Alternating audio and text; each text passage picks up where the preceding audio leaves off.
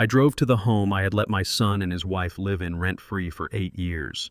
My son stepped outside, spread his arms, and said, "Dad, you cannot come in while my wife's family is here." I smiled, made a call, put it on speaker, and the voice on the other end made them turn pale. "My name is Eugene. I am 69 years old, and I spent my life building an empire from dirt and concrete so my family would never know the struggle I endured. I own one of the largest construction and real estate firms in the state, yet I prefer the comfort of a faded flannel shirt and scuffed steel-toe boots." Before I continue this story, let me know where you are watching from in the comments below. Hit like and subscribe if you have ever had to stand up to family who underestimated your worth. I stood proudly on the wide front porch of the colonial house. I held a brightly wrapped birthday gift for my grandson tightly against my chest. The evening air felt crisp against my skin. I had driven across town straight from a major job site inspection because I wanted to be the first person to hand him his present. I walked up the stone steps and reached for the heavy oak door.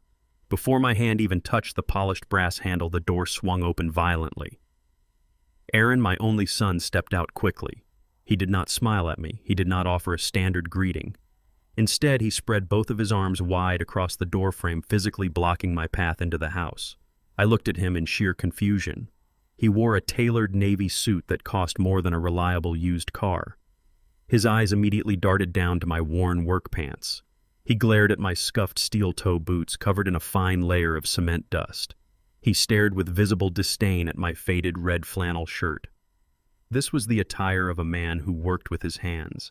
This was the clothing of a man who built the very ground Aaron stood upon. He looked at me not as a father, but as an unwanted trespasser invading his pristine world. The porch light illuminated the harsh judgment on his face. I stepped forward, fully expecting him to move aside. He planted his feet firmly on the welcome mat. He raised his chin, puffing out his chest to emphasize his tailored suit against my working clothes. He pressed his hands flat against the wooden door jambs. "Dad, you cannot come in right now," Aaron stated firmly. His tone held the sharp edge of an executive dismissing a subordinate. I asked him why I was being kept out of a home I legally owned. Aaron lowered his voice to a harsh, biting whisper. He dictated that I must turn around and leave immediately because his wife's parents, Robert and Susan, were inside having a formal dinner. He explicitly told me that I looked exactly like a common janitor. He said my appearance was a complete embarrassment to his upper-class in-laws. He claimed my dirty boots would ruin the imported rugs, and my mere presence would destroy the sophisticated atmosphere they had carefully curated. My chest tightened. I had funded the lavish lifestyle he proudly flaunted. The heavy oak door opened a fraction wider. Megan stepped out onto the porch. She wore an expensive silk evening gown. She held a crystal wine glass elegantly in one hand. She looked me up and down with an expression of pure disgust. She did not say hello. She took a delicate sip of her wine and sighed loudly. She instructed me to leave the wrapped toy on the welcome mat and walk away. She said her parents were entirely unaccustomed to interacting with blue-collar workers. She told me my unexpected arrival was deeply inconsiderate to their schedule. She touched Aaron's shoulder gently and told him to hurry up and handle the distraction so they could serve the main course. They both stood there, united in their complete lack of respect for the man who provided the very roof over their heads. I stared down at my deeply calloused hands. The rough skin told the story of a lifetime of grueling labor. I remembered laying the red brick for this exact porch 30 years ago. I had mixed the heavy mortar myself under a scorching summer sun. I had built this house piece by piece to give my future family a solid foundation. I gave this property to Aaron 8 years ago so he could start his own family without the crushing burden of a mortgage. I did not yell at them. I did not argue with their staggering disrespect. I simply reached down and pulled my smartphone out of my pocket. I dialed the direct line of my ruthless corporate lawyer, Oliver. I put the call on speakerphone at maximum volume. Oliver answered on the second ring with his usual crisp professionalism. I spoke clearly, so Aaron and Megan could hear every single deliberate syllable. I instructed Oliver to instantly halt the property title transfer Aaron had aggressively requested just last week. I told Oliver to officially draft and issue an immediate 30-day eviction notice for the occupants of the house. I stated that the current residents had overstayed their welcome and no longer had my legal permission to reside on my property. Oliver confirmed the severe instructions without hesitation. He promised to have the legal couriers deliver the formal eviction notice by sunrise tomorrow. I ended the call and slid the phone back into my pocket. I looked back at my son and his wife. The smug superiority completely vanished from their faces. They realized they had just insulted the actual owner of their luxurious lifestyle. I held my ground on the porch I had built, waiting for the reality of their miscalculation to fully set in. Aaron turned stark white. All the color drained from his face as the sheer weight of my command echoed in the cold evening air. His hands dropped from the doorframe. He looked at Megan in absolute panic, but the shock only lasted for a fleeting moment. Aaron recovered his arrogance a second later.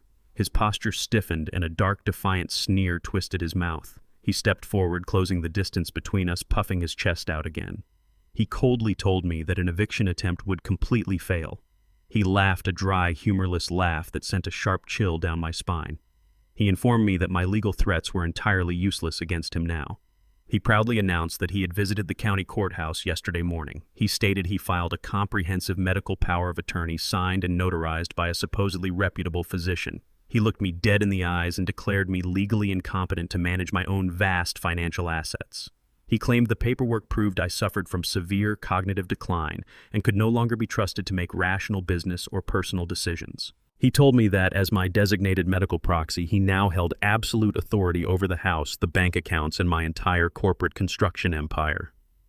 Megan smirked, taking another slow sip of her wine as she watched her husband strip away my autonomy. Aaron told me to take my cheap toy and get off his property before he called the police to report a confused old man trespassing. He reached for the heavy brass handle. He aggressively slammed the solid oak door directly in my face. The loud crack of the door shutting echoed across the porch. I stood alone in the dark, realizing my son had just stolen my entire life. I sit inside the sterile, glass-walled office of the bank manager early the next morning. The cold air conditioning hums above me, matching the icy dread settling in my chest. The manager sits across from me, sweating despite the chill in the room. He avoids looking directly into my eyes. He nervously slides a thick, legally stamped document across the polished mahogany desk. I pick up the heavy paper. The official county seal glares back at me, bold and undeniable. I scan the dense legal jargon filling the page. It is a comprehensive medical and financial power of attorney. The clauses are absolute, stripping away every ounce of my independence and transferring it directly to my son. I skip to the final page to look at the authorization line. My breath catches in my throat. It bears my exact signature. The loops, the precise slant of the letters, the heavy pressure on the final stroke, everything is a perfect mirror of the way I have signed thousands of corporate contracts. I stare at the blue ink. I run my thumb over the signature, feeling the slight indentation on the heavy cardstock. I know every imperfection of my own handwriting. This forgery is terrifyingly precise. I never signed this document. I spent last evening standing on a porch I built, having a door slammed in my face by the boy I raised. I did not visit a notary. I did not surrender my life to Aaron. The manager shifts uncomfortably in his leather chair. He stammers out an apology, claiming the legal department verified the documentation at opening hours. He tells me the bank had no choice but to comply with the court-certified mandate. The betrayal hardens into a cold, focused anger. Aaron did not just lock me out of my house. He meticulously planned to erase my existence. The document grants Aaron complete financial control over all my secondary corporate accounts. These are the operational accounts I use to pay my construction crews, purchase raw materials, and keep my business functioning smoothly. Aaron now holds the keys to the daily lifeblood of my entire empire. The manager clears his throat, tapping his pen nervously against the desk. He apologizes again, his voice dropping to a low, panicked whisper. He explains that Aaron did not simply file the paperwork and leave. My son executed a massive wire transfer exactly 1 hour prior to my arrival. Aaron drained $200,000 in liquid cash from the primary operational fund. I sit perfectly still, processing the sheer audacity of the theft. I built this company from a single rusted wheelbarrow and a shovel. $200,000 represents the exact payroll amount my workers expect to receive by the end of the week. Aaron took the money intended for men and women who break their backs pouring concrete and framing high-rises. The manager frantically types on his keyboard, pulling up the transaction history. He points to the bold red numbers flashing on his screen, confirming the massive withdrawal. He tells me the transfer was authorized under the emergency provisions of the power of attorney Aaron submitted. The bank processed it immediately because of my supposed sudden cognitive decline. Aaron moved with terrifying speed. He anticipated I would check the accounts the morning after our confrontation. He orchestrated a devastating preemptive strike to paralyze my business and leave me financially helpless. He intended to force me to crawl back to him begging for the very money I earned. My son believed he had trapped a confused old man. He severely miscalculated the situation. I do not raise my voice or show a single ounce of fear. I recall sitting at our old kitchen table with a young Aaron many years ago. I spent hours guiding his small hand to help him practice writing his signature for school. I taught him the importance of a man's signature. I told him a signature represents honor, binding a man to his word and his actions. I realize now that he spent years studying my handwriting, tracing the curves and angles solely to execute this exact betrayal. He weaponized the very lesson I taught him. I pushed the forged document back across the desk. I look the manager dead in the eye and command his absolute attention. I instruct the manager to bypass the secondary accounts and access my primary holding trust. The manager looks confused, unaware of the hidden tier of my finances. I explain that the secondary accounts are merely the surface of my wealth. I maintain a heavily guarded ghost account, a foundational trust that I established entirely independent of my standard corporate profile. Aaron knows absolutely nothing about this ghost account because his arrogance never allowed him to look beyond the immediate operational cash. The manager types the specific access codes I dictate. A new restricted interface appears on his screen. I use my supreme executive authority rooted in the foundational trust documents to trigger a hard lockdown on the entire secondary financial network. I issue a fraud alert override that supersedes any power of attorney.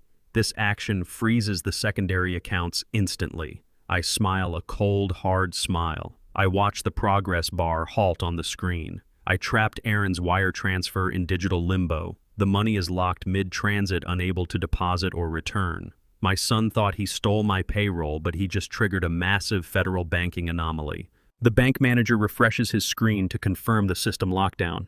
He leans closer to the monitor. The blood drains completely from his face, leaving him looking like a ghost in a tailored suit. His hand shakes as he points a trembling finger at the transaction details.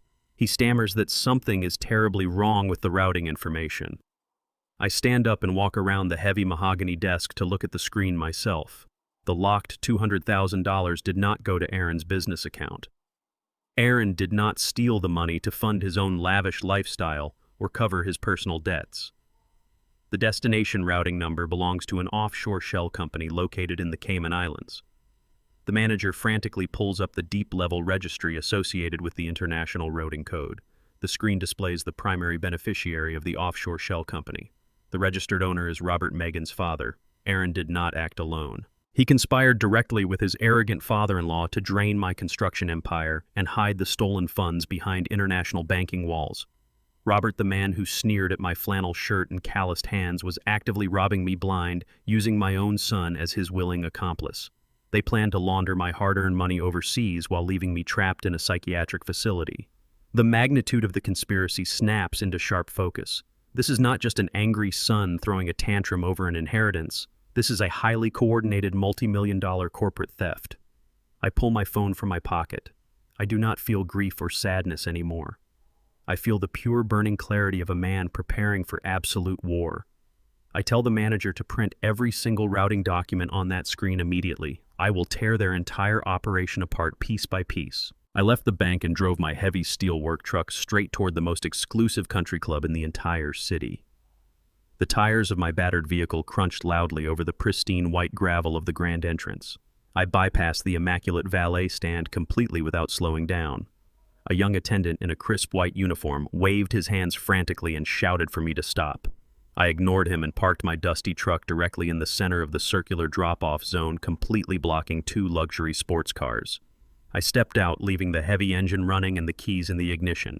The heavy tread of my cement-dusted boots echoed sharply on the polished marble steps of the grand foyer. Two men at the front desk stepped forward to forcefully block my path. I did not break my stride. I shoved past their outstretched arms with the brute physical force I developed hauling massive steel beams for 40 years. They yelled for security, but their loud protests faded behind me as I pushed through the heavy mahogany doors leading to the private members-only patio. The bright midday sun reflected off the crystal-clear swimming pool and the silver cutlery on the dining tables. I scanned the crowd of wealthy patrons wearing tailored linen suits and expensive silk dresses. I spotted my targets immediately. Robert and Susan sat at a secluded corner table overlooking the manicured golf course. They were casually drinking dry martinis and laughing together. They looked incredibly comfortable for two people actively attempting to steal my life savings. I marched across the manicured terrace, keeping my eyes locked firmly on Robert. The surrounding conversations fell into a shocked, dead silence as the affluent guests stopped eating to stare at the dirty intruder invading their pristine sanctuary. I stepped directly up to their table and cast a long, dark shadow over their expensive lunch. Robert looked up from his menu and instantly recognized my face. He stood up immediately, his face twisting into a mask of pure aristocratic disgust. He visually examined my stained work clothes and scoffed loudly enough for the neighboring tables to hear. He demanded to know how someone looking like a common laborer managed to bypass the front gate. Robert aggressively pointed his finger at my chest and told me this establishment possessed a strict dress code. He stated that the management did not tolerate the hired help wandering onto the private dining terrace. He pulled out his phone and threatened to call the head of security to have me physically thrown off the pristine premises. Susan glared at me over the rim of her glass, adding that I was ruining their peaceful afternoon with my appalling presence. I did not waste my breath engaging in a pathetic shouting match over social status.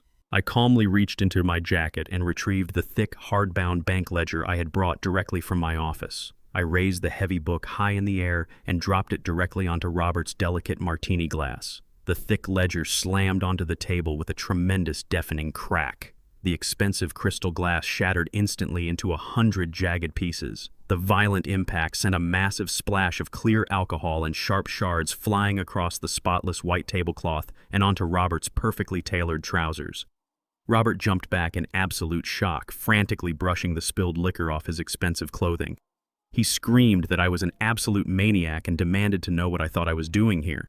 I simply stared at him with extremely cold, calculating eyes. I calmly informed Robert that I had permanently frozen his highly illegal offshore wire transfer. I told him the $200,000 he attempted to steal using my son was locked in digital limbo and heavily flagged for federal fraud investigation. Robert immediately stopped frantically brushing his ruined trousers.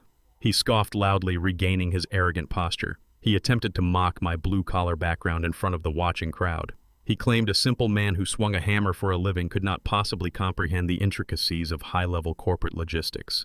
He bragged that his financial maneuvers were entirely untraceable and far beyond my intellectual capacity. I remained completely silent as his arrogant insults filled the quiet air. I simply reached into the shattered glass and pulled a crisp, folded legal contract from beneath the heavy bank ledger. I slid the pristine document across the ruined tablecloth until it rested right against his shaking hands. I advised him to closely read the official signature line. I revealed that my massive corporate entity had quietly purchased the entire debt portfolio of his severely failing shipping business exactly 1 month ago. Robert picked up the paper, his arrogant smirk melting into a mask of pure horror as he read the stark legal reality. He had been quietly hemorrhaging money for years, hiding his massive financial failures behind expensive suits and country club memberships. I informed him that I was now his sole legal creditor. I owned every single truck, every warehouse, and every outstanding invoice his miserable company possessed. I leaned forward and told him I intended to call in the entirety of his massive debt by the end of the business day.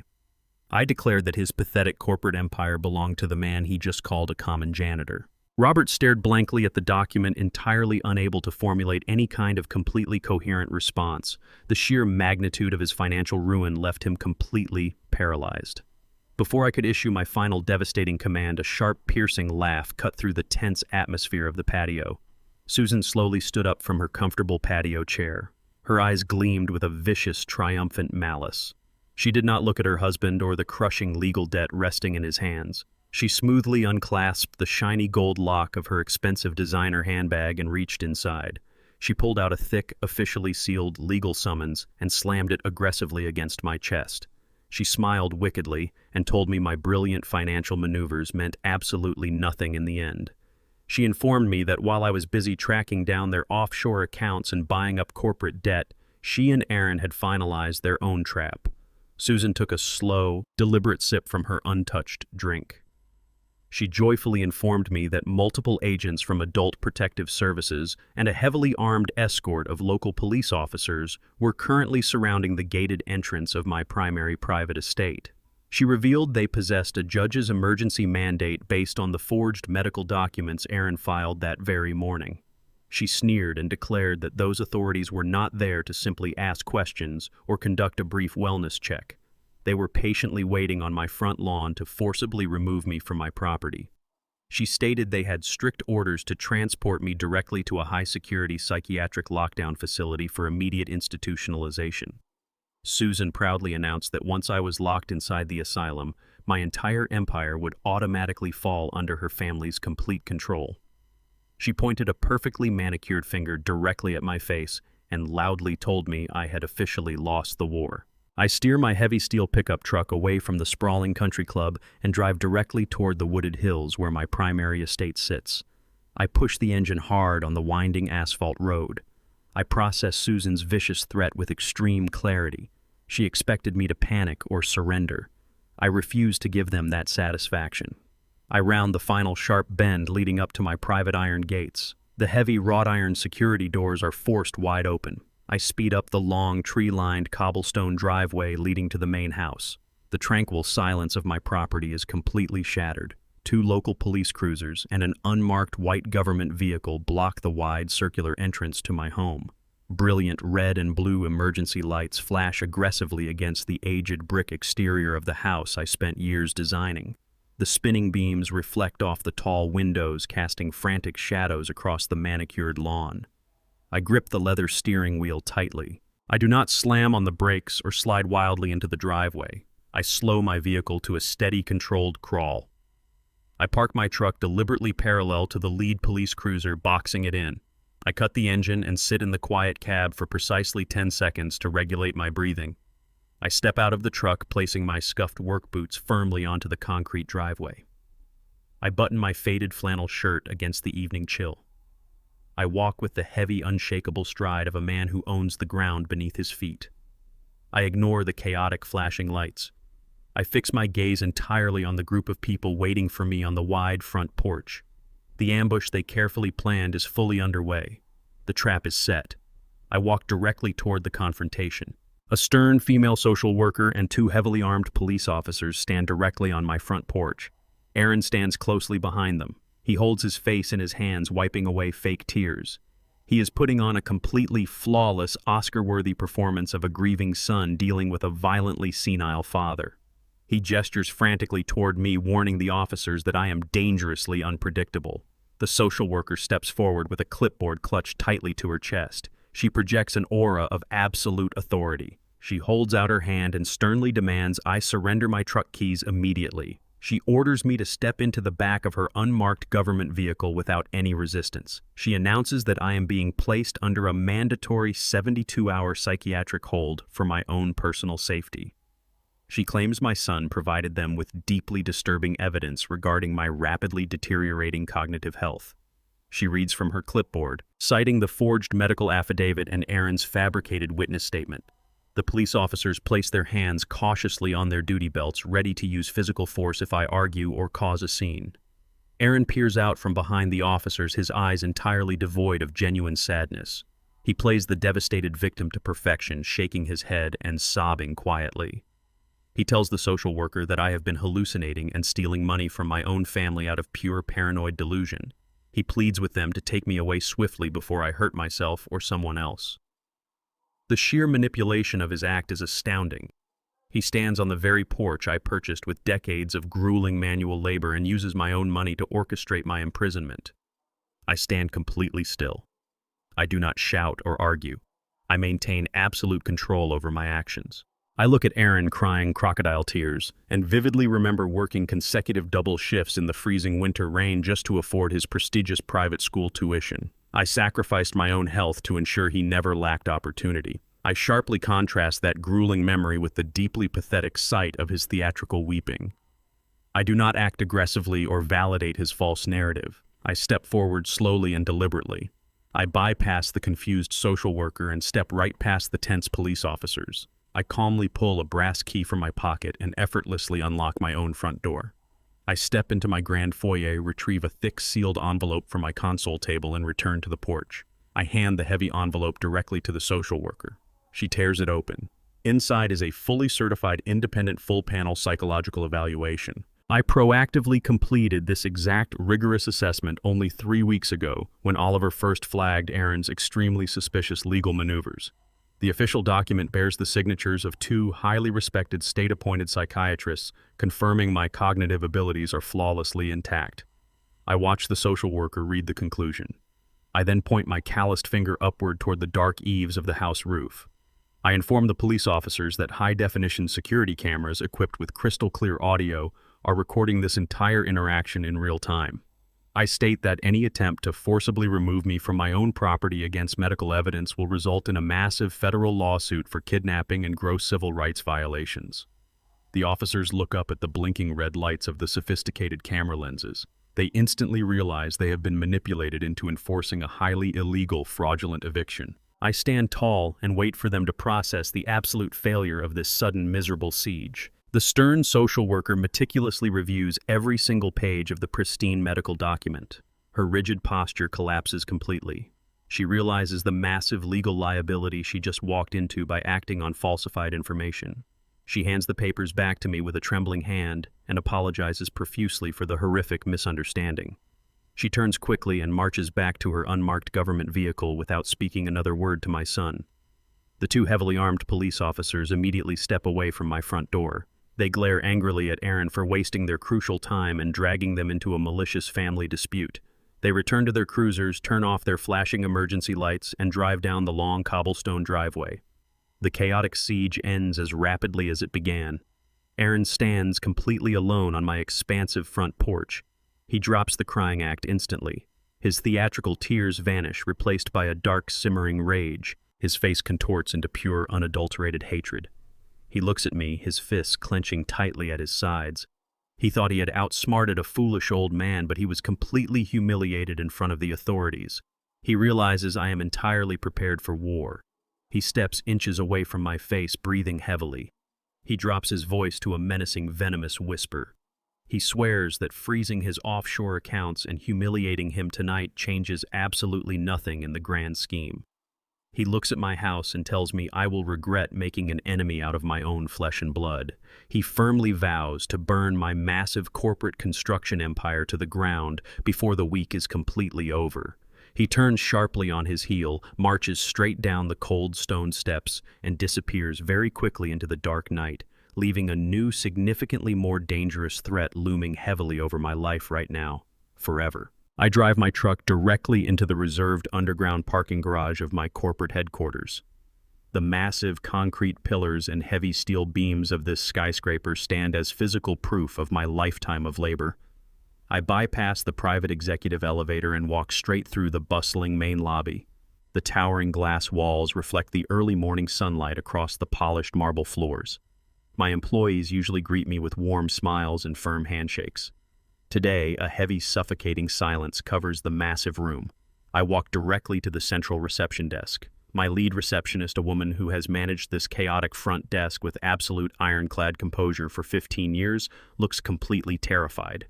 Her hands shake as she clutches a stack of visitor logs. She does not offer her usual cheerful morning greeting. She simply stares at my dusty work boots and swallows hard. I ask her clearly and calmly what is happening in my building. She points a trembling finger straight toward the private executive elevators on the far side of the atrium. She whispers that a massive emergency board meeting was called 30 minutes ago without my authorization. She tells me that the internal security overrides were bypassed and the executive floor is currently on lockdown. She adds that my son demanded absolute privacy and threatened to terminate anyone who contacted my private phone. I do not scold her for failing to alert me. I understand the sheer force of Aaron's manipulation perfectly well. I thank her for her dedication and instruct her to lock down the ground floor immediately. I walk toward the secure elevator bank. I swipe my master override keycard. The heavy steel doors slide open with a soft chime. I step inside and press the button for the top floor to end his game. I step out onto the executive floor and walk silently down the carpeted hallway. I reach the frosted glass doors of my main boardroom. I find Aaron standing confidently at the head of the massive mahogany table. He used his previously deactivated executive keycard to break into the secure sector early this morning. He is aggressively pitching my entire board of directors to remove me immediately as chief executive officer. He projects my forged medical documents onto the presentation screen. He paces back and forth, weaving a completely fabricated narrative of my rapid cognitive decline and failing mental stability. He uses his natural charisma to charm the skeptical board members, playing the role of a deeply concerned son forced to make a tragic corporate decision for the survival of the company. Megan sits perfectly straight in a high-backed leather chair beside him. She acts as his silent accomplice. She meticulously organizes thick legal folders and slides falsified liability projections across the table to the anxious directors. Aaron passionately argues that my continued presence at the helm of the corporation poses an existential threat to their lucrative shareholder dividends. He points to the recent freeze I placed on the operational accounts, twisting my defensive maneuver into a sign of severe paranoia and reckless mismanagement. The older board members listen to him with furrowed brows, clearly swayed by his polished corporate vocabulary and the incredibly convincing forged medical affidavits. Aaron demands an immediate emergency vote of no confidence to permanently strip me of my voting shares and transfer full executive control into his awaiting hands. He smiles warmly at the board, promising a new era of aggressive corporate expansion under his modern leadership. He finishes his treacherous speech and asks the silent room for a formal motion to execute the corporate coup. I step straight into the massive room and firmly lock the heavy double doors completely behind me. The heavy metallic click of the deadbolt instantly shatters the tense silence. Everyone in the boardroom turns to stare at me in absolute shock. I do not raise my voice or react to the incredibly hostile atmosphere. I walk directly to the central podium and connect my secure tablet to the main projector. I aggressively override Aaron's presentation with a single keystroke. I display the highly confidential bank documents directly on the massive wall screen. I show the frozen offshore wire transfers highlighting the exact routing numbers pointing straight to Robert. I present the irrefutable evidence proving the medical power of attorney was severely forged. The older board members gasp in unified shock as they realize the staggering magnitude of the brazen deception. The definitive proof completely vaporizes the charismatic illusion my son carefully constructed minutes prior. Aaron stares at the bright screen, his polished arrogance instantly melting into utter panic. Megan drops her thick legal folders, her perfectly manicured hands shaking violently as the absolute truth crushes their pathetic coup. I stand before the completely silent board of directors and methodically dismantle Aaron's corporate standing. I publicly terminate Aaron's remaining executive ties to my massive company. I permanently revoke his building access, his corporate accounts, and his remaining stock options with zero hesitation. I announce that my security team will escort him from the corporate premises immediately.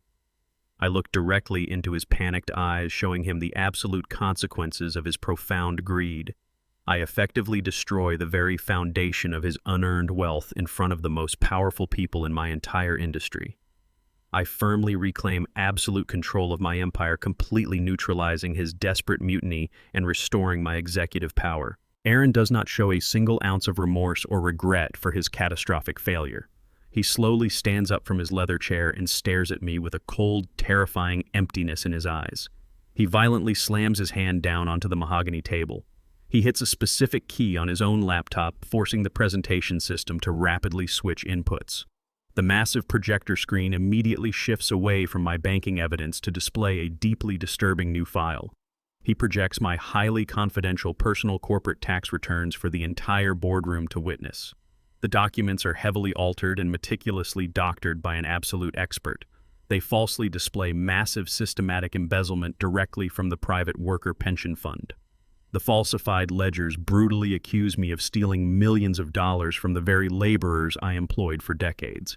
Aaron smirks wickedly as the older board members gasp once again, this time in sheer horror at the fabricated financial crimes.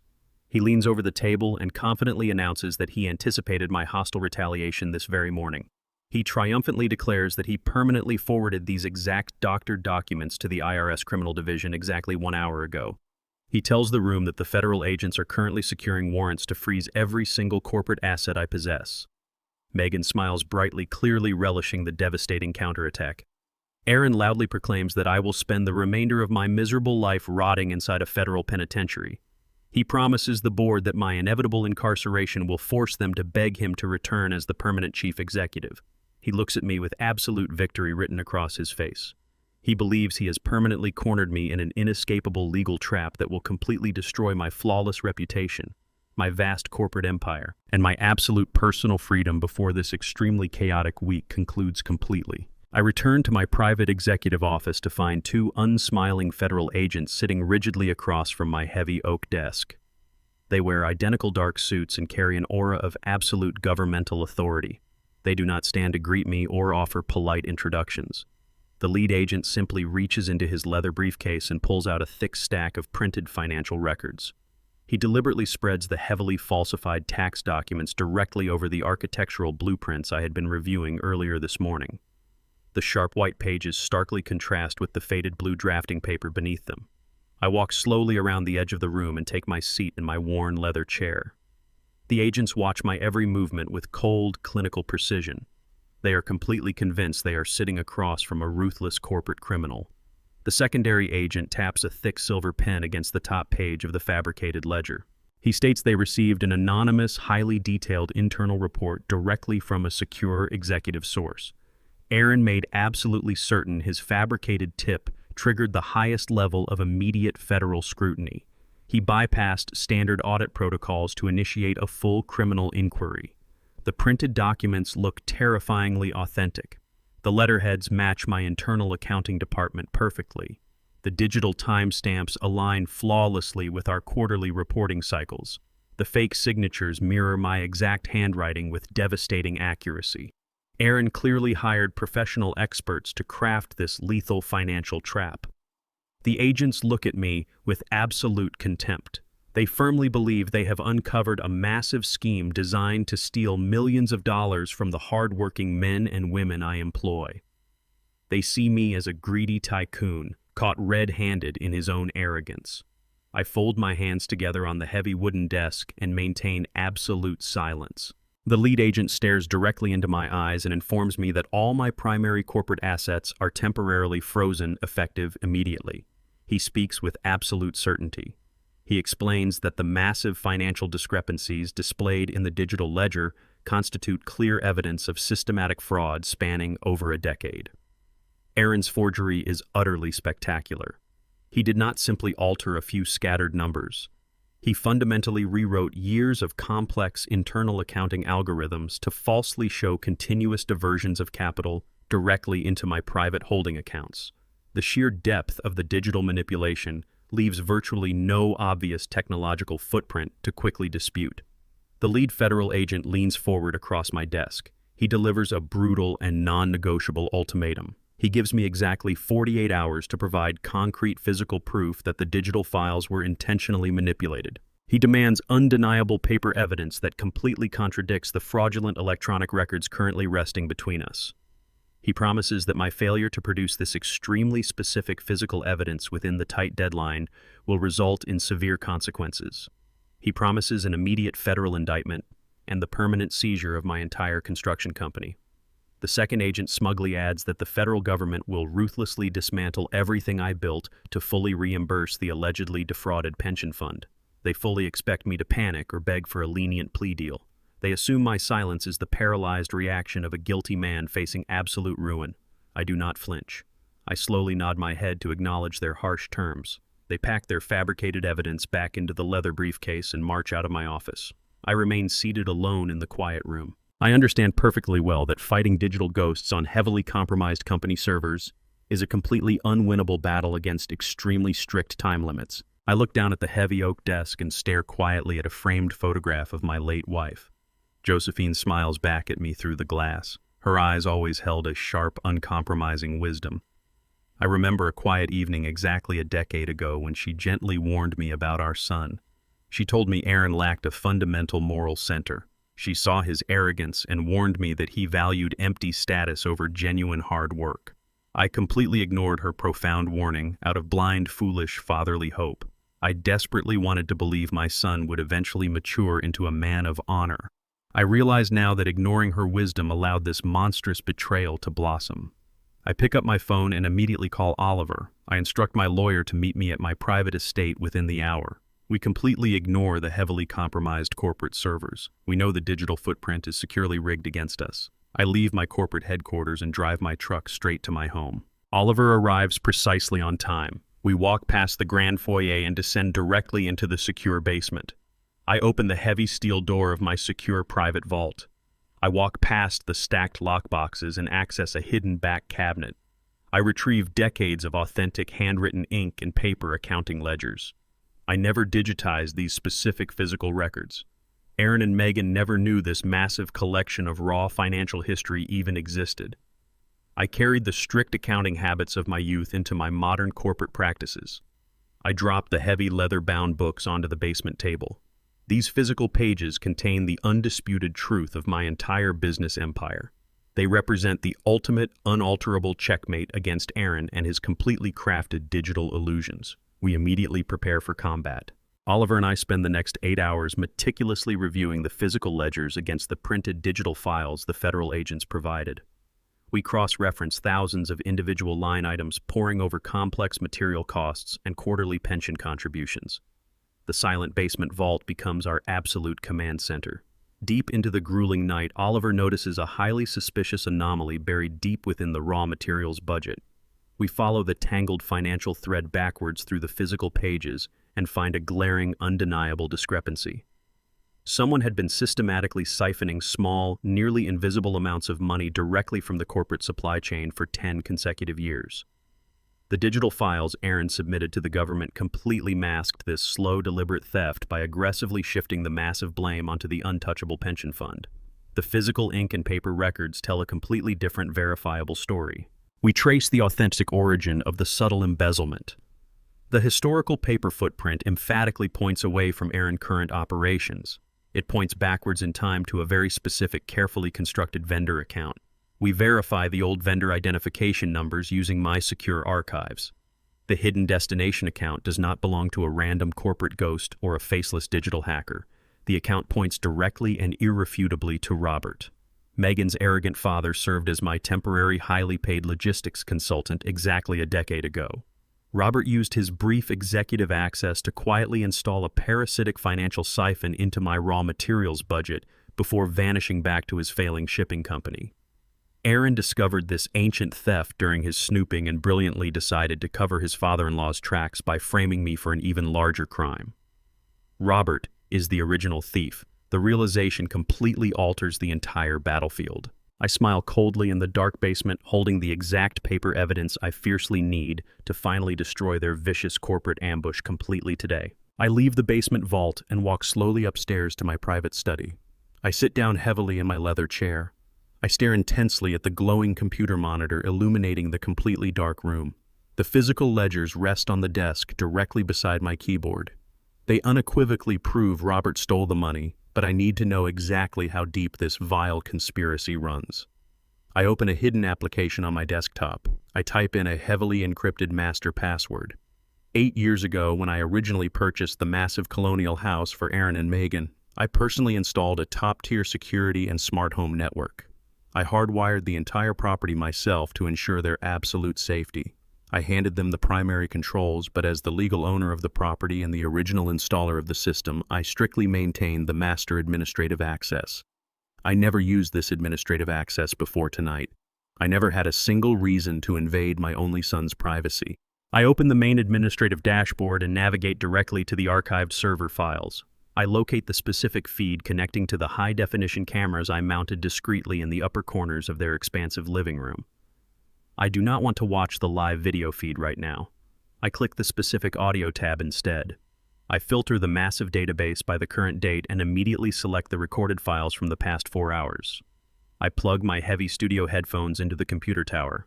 I place the cushioned cups securely over my ears and adjust the master volume slider. The digital static clears away instantly. The crystal clear audio transmission floods my headphones. I press the play button on the timeline to listen closely to my ruthless enemies. Through my headphones, I immediately hear the sharp, distinct clinking of crystal glasses. Loud, raucous laughter bounces off the living room walls.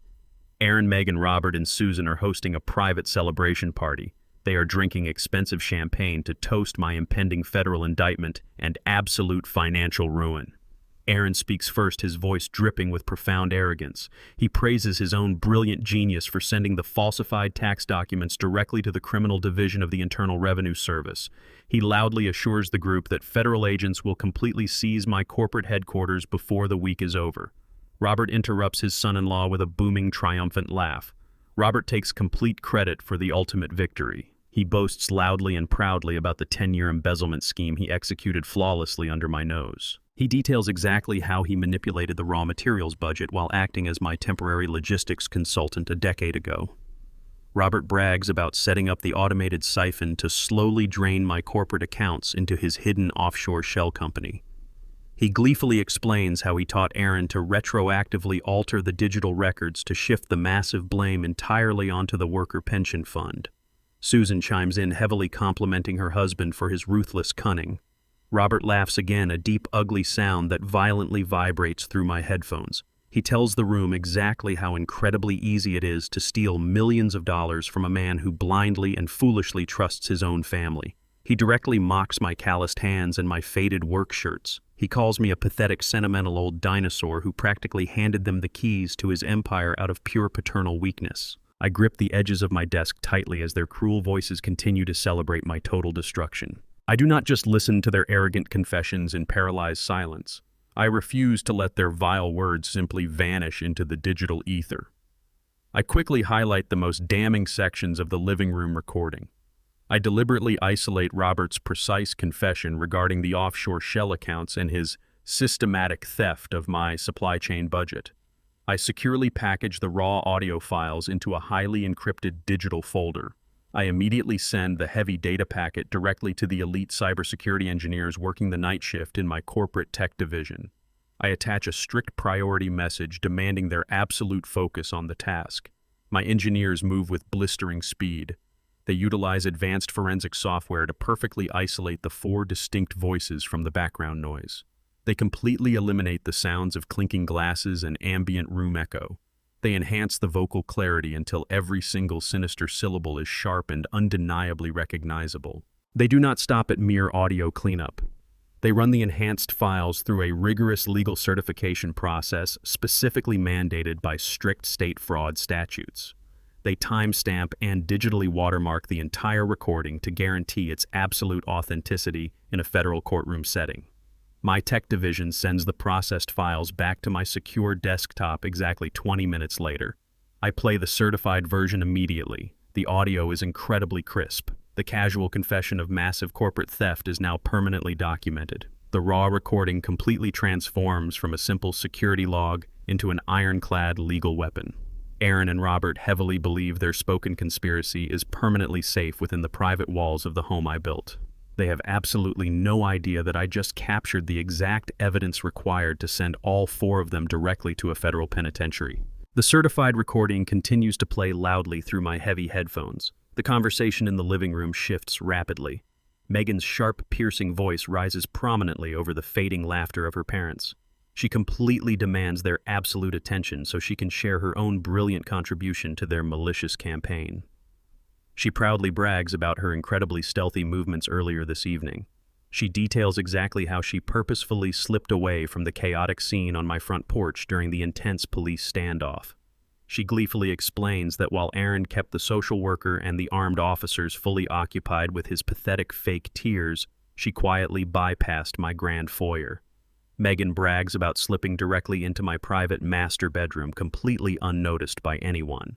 She confidently narrates how she opened my carved wooden jewelry box sitting securely on the polished dresser. She boldly confesses that she decisively stole Josephine's precious vintage diamond watch. My blood runs completely cold. That specific watch was the very first piece of fine jewelry I ever purchased for my beautiful late wife. I bought it immediately after securing my very first major commercial construction contract decades ago. It is an utterly irreplaceable family heirloom holding my most cherished personal memories. Megan laughs cruelly through the crystal-clear audio feed. She directly mocks the classic design of the watch before revealing her ultimate unforgivable betrayal. She states she did not steal the beautiful heirloom simply to wear it. Megan proudly reveals she immediately sold it to a ruthless private pawnshop collector located directly in the shady commercial district downtown. She happily announces she successfully traded my dead wife's precious memories for a massive pile of completely untraceable cash. She smugly declares the illicit funds will serve as an emergency war chest to fully finance their upcoming legal defense against my inevitable corporate counterattacks. I rip the heavy headphones off my ears and instantly grab my truck keys with a rapidly burning absolute vengeance. I push my heavy truck well past the legal speed limit. The engine roars as I leave my quiet estate and barrel toward the wealthy commercial district. This neighborhood is filled with high-end boutiques and exclusive luxury brokers. My battered work vehicle stands out violently against the street, which is filled with sports cars. I do not care about the strict parking regulations. I jerk the steering wheel hard and mount the brick curb. I park the massive truck directly on the pristine sidewalk, right in front of the luxury pawnbroker. I kill the engine and step out into the bright sun. I do not hesitate or pause to calm my boiling blood. The absolute theft of Josephine's watch represents a severe violation of my sacred memories. I walk straight up to the immaculate glass storefront. The heavy entrance is made of reinforced plate glass and brass. I do not stop to reach for the polished, gleaming handle. I raise my scuffed steel-toe work boot and kick the heavy door violently inward. The solid glass panel flies wide open and crashes loudly against the interior wall. The delicate brass bell mounted above the frame chimes, aggressively transforming into a panicked alarm. I step inside the overly air-conditioned showroom. The pristine space is filled with brightly lit glass cases housing vintage Rolexes and diamond rings. The sudden violence of my entrance shatters the quiet atmosphere completely. A wealthy customer at the far counter drops a pearl necklace in terror. I ignore the frightened patron and her loud panic entirely. I lock my eyes directly on the smug, arrogant owner standing behind the central mahogany counter. I fiercely march straight across the expensive plush carpet. I am fully prepared to violently tear this massive establishment apart to reclaim my stolen property. I firmly plant my hands on the polished mahogany counter. I lean forward and aggressively demand the immediate return of Josephine's vintage diamond watch. The pawnshop owner is a slick man wearing a sharp gray suit. He initially flinches at my severe tone, but he quickly regains his pretentious composure. He looks at my faded flannel shirt and completely dismisses my strict demand. He crosses his arms over his chest and smugly refuses to acknowledge my ownership. He claims he operates a highly respectable business bound by extremely strict client confidentiality rules. He insists he cannot legally discuss any recent transactions with angry vagrants wandering in from the street. He reaches for a hidden security button under his desk. Before he can trigger the silent alarm, the broken front door swings open again. Megan struts confidently into the air-conditioned showroom. She wears another expensive designer outfit funded entirely by my stolen money. She came downtown to personally collect her massive cash payment for fencing my family heirloom. She stops dead in her tracks when she spots me standing at the counter. Her initial surprise instantly morphs into a cruel, mocking smile. She completely ignores the shattered glass scattered near the entrance.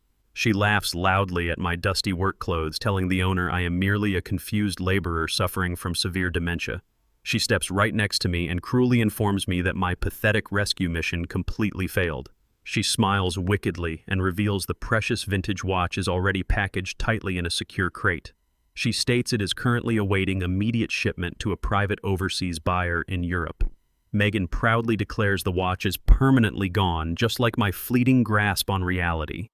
She turns to the owner and confidently demands her large stack of cash immediately. I do not engage with her vicious mockery or show a single trace of defeat.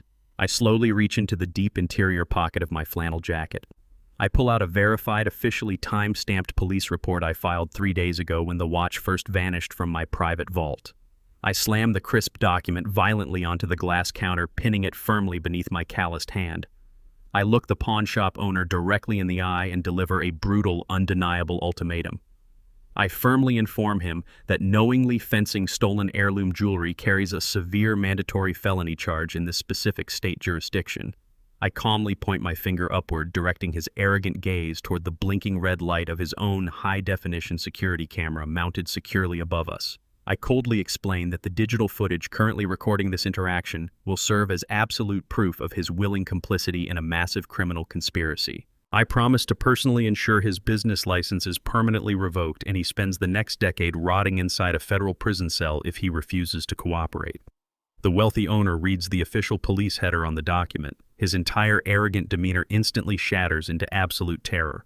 The color violently drains from his face as he realizes the sheer magnitude of his massive legal vulnerability.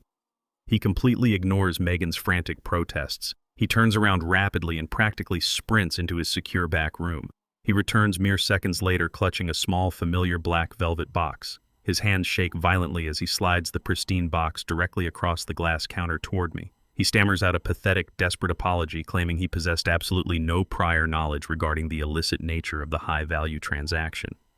I quickly snatch the heavy velvet box straight off the glass counter. Megan screams in absolute frustration as the precious velvet box lands safely in my secure grip. Her carefully constructed facade of wealthy superiority completely disintegrates into an ugly, infantile tantrum right in the middle of the crowded pawnshop. She realizes her massive illicit payday has entirely vanished before her eyes. She violently stamps her expensive designer heel on the plush carpet. She aggressively pulls her sleek smartphone from her purse. Her thumbs fly wildly across the glowing glass screen as she texts Aaron frantically to warn him about my successful interception. I do not stay to endure her shrill complaints. I firmly secure Josephine's beautiful diamond watch inside my heavy work jacket and turn my back on her miserable collapse. I push past the ruined glass door and march directly out onto the sunlit sidewalk toward my idling truck. Before I can even reach for the metal door handle, my own rugged smartphone vibrates intensely in my pocket. I pull the device out and stare down at the illuminated screen. It is an urgent automated emergency alert originating directly from my grandson's highly exclusive private elementary school. A sudden, terrifying block of ice forms heavily in the pit of my stomach. The stark digital message glows ominously, informing me of a highly irregular early dismissal. The text states that Aaron actively bypassed the strict court-mandated custody list I established months ago. My son completely ignored the primary security protocols and aggressively bullied the front office staff using his biological authority. The alert confirms that Aaron successfully checked the young boy out of his afternoon classes exactly 10 minutes ago. Aaron realizes his vast financial theft is rapidly collapsing, so he has escalated his vicious campaign to an entirely new, dangerously unforgivable level. I grip my heavy phone very tightly as the ultimate family nightmare officially begins unfolding right now today. I hurl my heavy frame into the cab of my truck and slam my foot down on the accelerator. The engine roars as I completely disregard every traffic law between the downtown commercial district and the wealthy suburban enclave where my grandson attends his elite private academy. I do not care about the blaring horns or the screeching tires of the vehicles I aggressively bypass. My singular focus is reaching the school before Aaron completely vanishes, with the only innocent life trapped in this vicious corporate war. I violently swerve into the pristine school parking lot, abandon my truck directly in the fire lane, and sprint through the heavy glass double doors. I storm straight into the main administrative office. The atmosphere is thick with palpable anxiety. The head principal stands behind her broad mahogany desk, her face drained of all color. She flinches as I demand an immediate explanation for the catastrophic breach in security. She nervously clutches a clipboard to her chest and stammers out a pathetic, bureaucratic defense.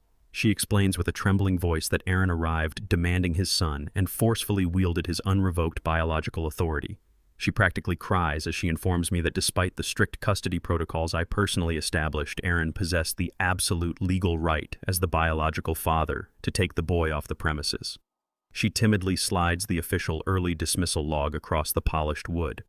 I stare down at the stark black ink. Aaron signed his name with aggressive, chaotic strokes precisely 14 minutes ago. He exploited the very legal system he so deeply despises to essentially kidnap his own child. The principal offers profuse apologies, but her hollow words are completely meaningless to me now. I turn my back on her bureaucratic cowardice and march back out to my idling truck. I slide back behind the leather steering wheel and immediately lock the heavy steel doors. I do not waste a single precious second contacting the local police department. I know perfectly well that filing a bureaucratic family dispute report will grant Aaron the exact head start he desperately needs. I reach into the deep center console and retrieve my secure encrypted tablet. I bypass the security firewall and launch a proprietary tracking application. Exactly 3 months ago, when Aaron first began exhibiting signs of extreme financial paranoia, I quietly took preventative measures to ensure my grandson's absolute safety. I meticulously embedded a highly sophisticated military-grade GPS micro-tracker deep inside the thick rubber sole of the boy's favorite school backpack. I open the digital map interface and wait for the satellite uplink to establish a connection. A bright, blinking red dot instantly materializes on the high-definition screen. The signal is moving incredibly fast, traveling well beyond the standard suburban speed limits. I trace the aggressive trajectory of the blinking beacon. The dot is moving rapidly away from the dense city center and heading directly toward the sparsely populated eastern county border. I immediately recognize the final destination. The signal is barreling straight toward a remote, privately owned municipal airstrip frequently utilized by wealthy corporate executives to bypass commercial aviation scrutiny. Aaron and Megan are not simply running away to hide in a local hotel. They fully intend to completely flee the state jurisdiction before the federal authorities can process the embezzlement warrants and formally indict them for their massive financial crimes. They are using my innocent grandson as a guaranteed physical shield for their cowardly escape. I throw the heavy truck into gear and aggressively peel out of the school parking lot, chasing the digital beacon into the fading afternoon sun. I push the powerful engine of my heavy steel pickup truck to its absolute maximum limit as I tear down the desolate 2-lane highway leading toward the eastern county border. The sprawling suburban neighborhoods quickly surrender to vast empty fields of overgrown grass and isolated industrial warehouses. I keep my eyes fiercely locked on the glowing digital tablet mounted to my dashboard. The blinking red dot has completely stopped moving. Aaron has reached the private municipal airstrip. I press the accelerator to the floorboards, feeling the heavy chassis vibrate violently beneath me. The perimeter of the private airfield comes into sharp focus through my dusty windshield. A towering chain-link security gate blocks the primary entrance, secured by a heavy industrial padlock. I do not touch the brakes or search for an intercom access panel. I brace my arms firmly against the leather steering wheel and drive my massive steel bumper directly into the center of the heavy metal gate. The thick chain-link mesh groans and snaps violently upon impact. The entire security structure folds inward, completely flattened beneath the sheer weight and momentum of my vehicle. I aggressively skid onto the smooth black asphalt of the private tarmac. A sleek twin-engine chartered jet sits idling 50 yards away, its powerful turbines whining loudly in preparation for an immediate emergency takeoff. I drift my heavy truck in a wide, aggressive arc, slamming on the brakes. The vehicle skids to a violent halt directly in front of the aircraft's nose, completely blocking its path to the primary runway. I cut the roaring engine kick my driver's side door open and step out onto the sun-baked asphalt. I stand entirely alone on the runway, facing the sleek white jet, absolutely ready for the final confrontation. The deafening roar of the jet engines fills the hot evening air as I march directly toward the aircraft. Aaron stands frozen at the bottom of the deployed boarding stairs. He violently clutches my terrified, crying grandson tightly to his chest, using the small boy as a literal human shield against my aggressive advance. Aaron's perfectly styled hair is wild and his designer suit is entirely disheveled. He looks like a cornered, desperate animal, completely stripped of his arrogant corporate charm. He screams at me to back away wildly, threatening to disappear forever if I take another step. Before I can respond to his pathetic, cowardly demands, the heavy cabin door of the private jet swings fully open. Robert steps confidently out onto the metal stairs, looking completely pristine and thoroughly unbothered by the escalating chaos. The architect of the original 10-year embezzlement scheme smiles wickedly as he gazes down at me from his elevated vantage point. He did not come to the airstrip alone to facilitate his daughter's escape. 4 massive, heavily armored private security contractors immediately step out of the dark cabin and flank Robert on the metal stairs. The ruthless mercenaries wear unmarked tactical gear and brandish heavy steel batons. 2 of the imposing contractors place their thick hands directly on the holstered firearms secured tightly to their tactical belts. They project an aura of absolute, uncompromising violence. Robert casually adjusts his expensive silk tie and completely ignores his crying grandson on the tarmac below. He looks directly into my eyes with a cold, calculated hatred. He softly gives a direct, lethal command to his hired muscle. He specifically orders the four-armed contractors to permanently and violently remove me from the runway, so their flight can depart immediately, leaving me facing a completely lethal wall of professional hostility. I hurl my heavy frame into the cab of my truck and slam my foot down on the accelerator. The powerful engine roars as I completely disregard every traffic law between the downtown commercial district and the wealthy suburban enclave where my grandson attends his elite private academy. I do not care about the blaring horns or the screeching tires of the vehicles I aggressively bypass. My singular focus is reaching the school before Aaron completely vanishes with the only innocent life trapped in this vicious corporate war. I violently swerve into the pristine school parking lot, abandon my truck directly in the fire lane, and sprint through the heavy glass double doors. I storm straight into the main administrative office. The atmosphere is thick with palpable anxiety. The head principal stands behind her broad mahogany desk, her face drained of all color. She flinches as I demand an immediate explanation for the catastrophic breach in security. She nervously clutches a clipboard to her chest and stammers out a pathetic bureaucratic defense. She explains with a trembling voice that Aaron arrived demanding his son and forcefully wielded his unrevoked biological authority. She practically cries as she informs me that despite the strict custody protocols I personally established, Aaron possessed the absolute legal right as the biological father to take the boy off the premises. She timidly slides the official early dismissal log across the polished wood. I stare down at the stark black ink. Aaron signed his name with aggressive, chaotic strokes precisely 14 minutes ago. He exploited the very legal system he so deeply despises to essentially kidnap his own child. The principal offers profuse apologies, but her hollow words are completely meaningless to me now. I turn my back on her bureaucratic cowardice and march back out to my idling truck.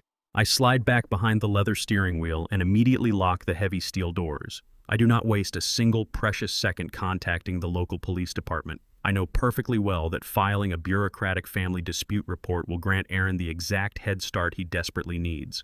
I reach into the deep center console and retrieve my secure encrypted tablet. I bypass the security firewall and launch a proprietary tracking application. Exactly 3 months ago, when Aaron first began exhibiting signs of extreme financial paranoia, I quietly took preventative measures to ensure my grandson's absolute safety.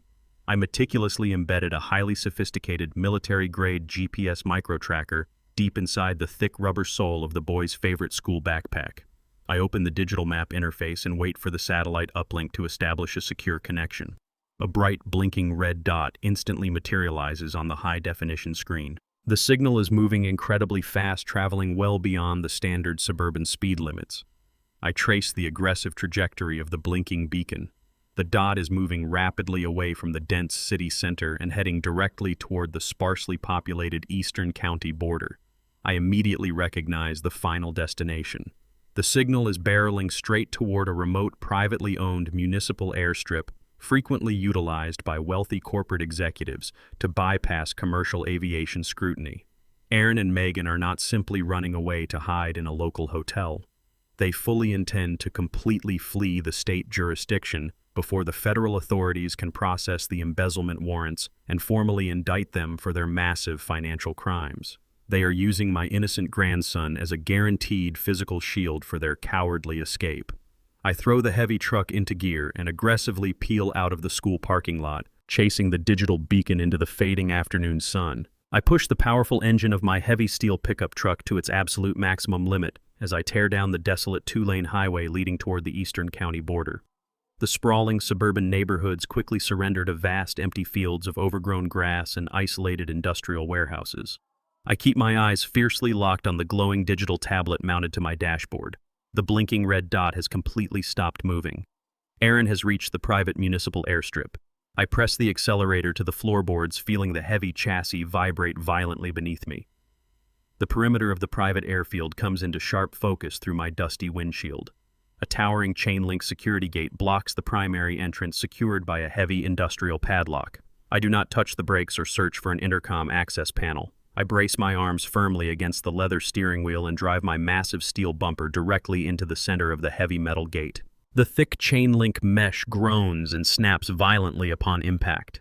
The entire security structure folds inward, completely flattened beneath the sheer weight and momentum of my vehicle. I aggressively skid onto the smooth black asphalt of the private tarmac. A sleek twin-engine chartered jet sits idling 50 yards away, its powerful turbines whining loudly in preparation for an immediate emergency takeoff. I drift my heavy truck in a wide, aggressive arc, slamming on the brakes. The vehicle skids to a violent halt directly in front of the aircraft's nose, completely blocking its path to the primary runway. I cut the roaring engine kick my driver's side door open and step out onto the sun-baked asphalt. I stand entirely alone on the runway, facing the sleek white jet, absolutely ready for the final confrontation. The deafening roar of the jet engines fills the hot evening air as I march directly toward the aircraft. Aaron stands frozen at the bottom of the deployed boarding stairs. He violently clutches my terrified, crying grandson tightly to his chest, using the small boy as a literal human shield against my aggressive advance. Aaron's perfectly styled hair is wild, and his designer suit is entirely disheveled. He looks like a cornered, desperate animal completely stripped of his arrogant corporate charm. He screams at me to back away wildly, threatening to disappear forever if I take another step. Before I can respond to his pathetic, cowardly demands, the heavy cabin door of the private jet swings fully open. Robert steps confidently out onto the metal stairs, looking completely pristine and thoroughly unbothered by the escalating chaos. The architect of the original 10-year embezzlement scheme smiles wickedly as he gazes down at me from his elevated vantage point. He did not come to the airstrip alone to facilitate his daughter's escape. 4 massive, heavily armored private security contractors immediately step out of the dark cabin and flank Robert on the metal stairs. The ruthless mercenaries wear unmarked tactical gear and brandish heavy steel batons. 2 of the imposing contractors place their thick hands directly on the holstered firearms secured tightly to their tactical belts. They project an aura of absolute uncompromising violence. Robert casually adjusts his expensive silk tie and completely ignores his crying grandson on the tarmac below. He looks directly into my eyes with a cold, calculated hatred. He softly gives a direct, lethal command to his hired muscle. He specifically orders the 4 armed contractors to permanently and violently remove me from the runway so their flight can depart immediately, leaving me facing a completely lethal wall of professional hostility. I return to my private executive office to find 2 unsmiling federal agents sitting rigidly across from my heavy oak desk. They wear identical dark suits and carry an aura of absolute governmental authority. They do not stand to greet me or offer polite introductions. The lead agent simply reaches into his leather briefcase and pulls out a thick stack of printed financial records. He deliberately spreads the heavily falsified tax documents directly over the architectural blueprints I had been reviewing earlier this morning. The sharp white pages starkly contrast with the faded blue drafting paper beneath them. I walk slowly around the edge of the room and take my seat in my worn leather chair. The agents watch my every movement with cold, clinical precision. They are completely convinced they are sitting across from a ruthless corporate criminal. The secondary agent taps a thick silver pen against the top page of the fabricated ledger. He states they received an anonymous, highly detailed internal report directly from a secure executive source. Aaron made absolutely certain his fabricated tip triggered the highest level of immediate federal scrutiny. He bypassed standard audit protocols to initiate a full criminal inquiry. The printed documents look terrifyingly authentic. The letterheads match my internal accounting department perfectly. The digital timestamps align flawlessly with our quarterly reporting cycles. The fake signatures mirror my exact handwriting with devastating accuracy. Aaron clearly hired professional experts to craft this lethal financial trap. The agents look at me with absolute contempt. They firmly believe they have uncovered a massive scheme designed to steal millions of dollars from the hard-working men and women I employ. They see me as a greedy tycoon caught red-handed in his own arrogance. I fold my hands together on the heavy wooden desk and maintain absolute silence. The lead agent stares directly into my eyes and informs me that all my primary corporate assets are temporarily frozen, effective immediately. He speaks with absolute certainty. He explains that the massive financial discrepancies displayed in the digital ledger constitute clear evidence of systematic fraud spanning over a decade. Aaron's forgery is utterly spectacular. He did not simply alter a few scattered numbers. He fundamentally rewrote years of complex internal accounting algorithms to falsely show continuous diversions of capital directly into my private holding accounts. The sheer depth of the digital manipulation leaves virtually no obvious technological footprint to quickly dispute. The lead federal agent leans forward across my desk. He delivers a brutal and non-negotiable ultimatum. He gives me exactly 48 hours to provide concrete physical proof that the digital files were intentionally manipulated. He demands undeniable paper evidence that completely contradicts the fraudulent electronic records currently resting between us. He promises that my failure to produce this extremely specific physical evidence within the tight deadline will result in severe consequences.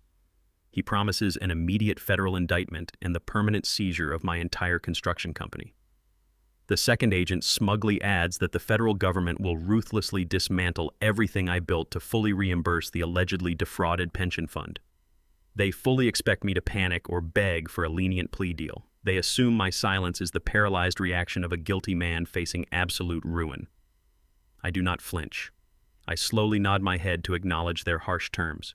They pack their fabricated evidence back into the leather briefcase and march out of my office. I remain seated alone in the quiet room. I understand perfectly well that fighting digital ghosts on heavily compromised company servers is a completely unwinnable battle against extremely strict time limits. I look down at the heavy oak desk and stare quietly at a framed photograph of my late wife. Josephine smiles back at me through the glass. Her eyes always held a sharp, uncompromising wisdom. I remember a quiet evening exactly a decade ago when she gently warned me about our son. She told me Aaron lacked a fundamental moral center. She saw his arrogance and warned me that he valued empty status over genuine hard work. I completely ignored her profound warning out of blind, foolish fatherly hope. I desperately wanted to believe my son would eventually mature into a man of honor. I realize now that ignoring her wisdom allowed this monstrous betrayal to blossom. I pick up my phone and immediately call Oliver. I instruct my lawyer to meet me at my private estate within the hour. We completely ignore the heavily compromised corporate servers. We know the digital footprint is securely rigged against us. I leave my corporate headquarters and drive my truck straight to my home. Oliver arrives precisely on time. We walk past the grand foyer and descend directly into the secure basement. I open the heavy steel door of my private vault. I walk past the stacked lockboxes and access a hidden back cabinet. I retrieve decades of authentic handwritten ink and paper accounting ledgers. I never digitized these specific physical records. Aaron and Megan never knew this massive collection of raw financial history even existed. I carried the strict accounting habits of my youth into my modern corporate practices. I dropped the heavy leather-bound books onto the basement table. These physical pages contain the undisputed truth of my entire business empire. They represent the ultimate unalterable checkmate against Aaron and his completely crafted digital illusions. We immediately prepare for combat. Oliver and I spend the next 8 hours meticulously reviewing the physical ledgers against the printed digital files the federal agents provided. We cross-reference thousands of individual line items, poring over complex material costs and quarterly pension contributions. The silent basement vault becomes our absolute command center. Deep into the grueling night, Oliver notices a highly suspicious anomaly buried deep within the raw materials budget.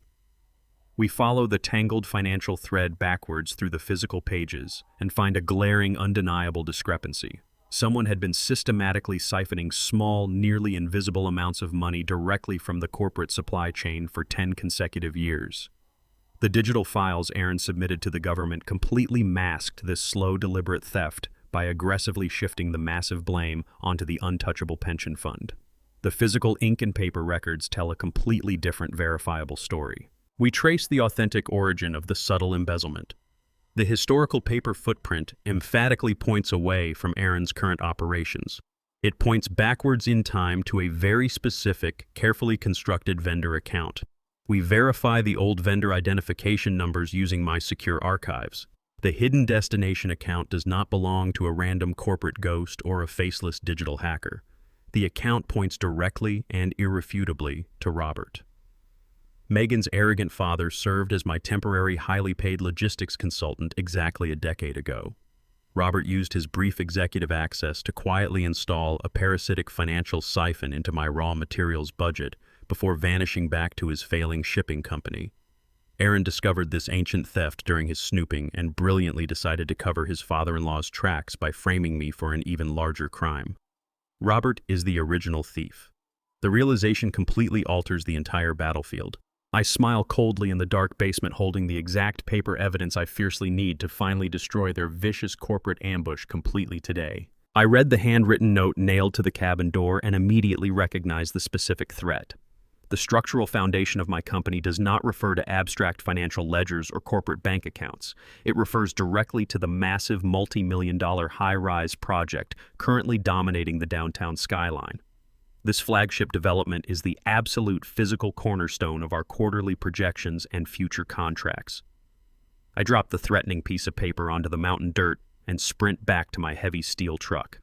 I throw the transmission into gear and tear down the winding mountain roads with reckless precision. The heavy tires screech against the cold asphalt as I descend toward the valley. I merge onto the deserted interstate highway and push the engine completely past the legal speed limit. The digital clock on the dashboard displays the brutal truth. Sunrise is rapidly approaching. I have a very limited window to intercept Aaron before he executes his catastrophic sabotage.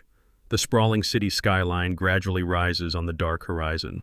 I weave aggressively through the sparse early morning traffic, ignoring the red lights of quiet intersections.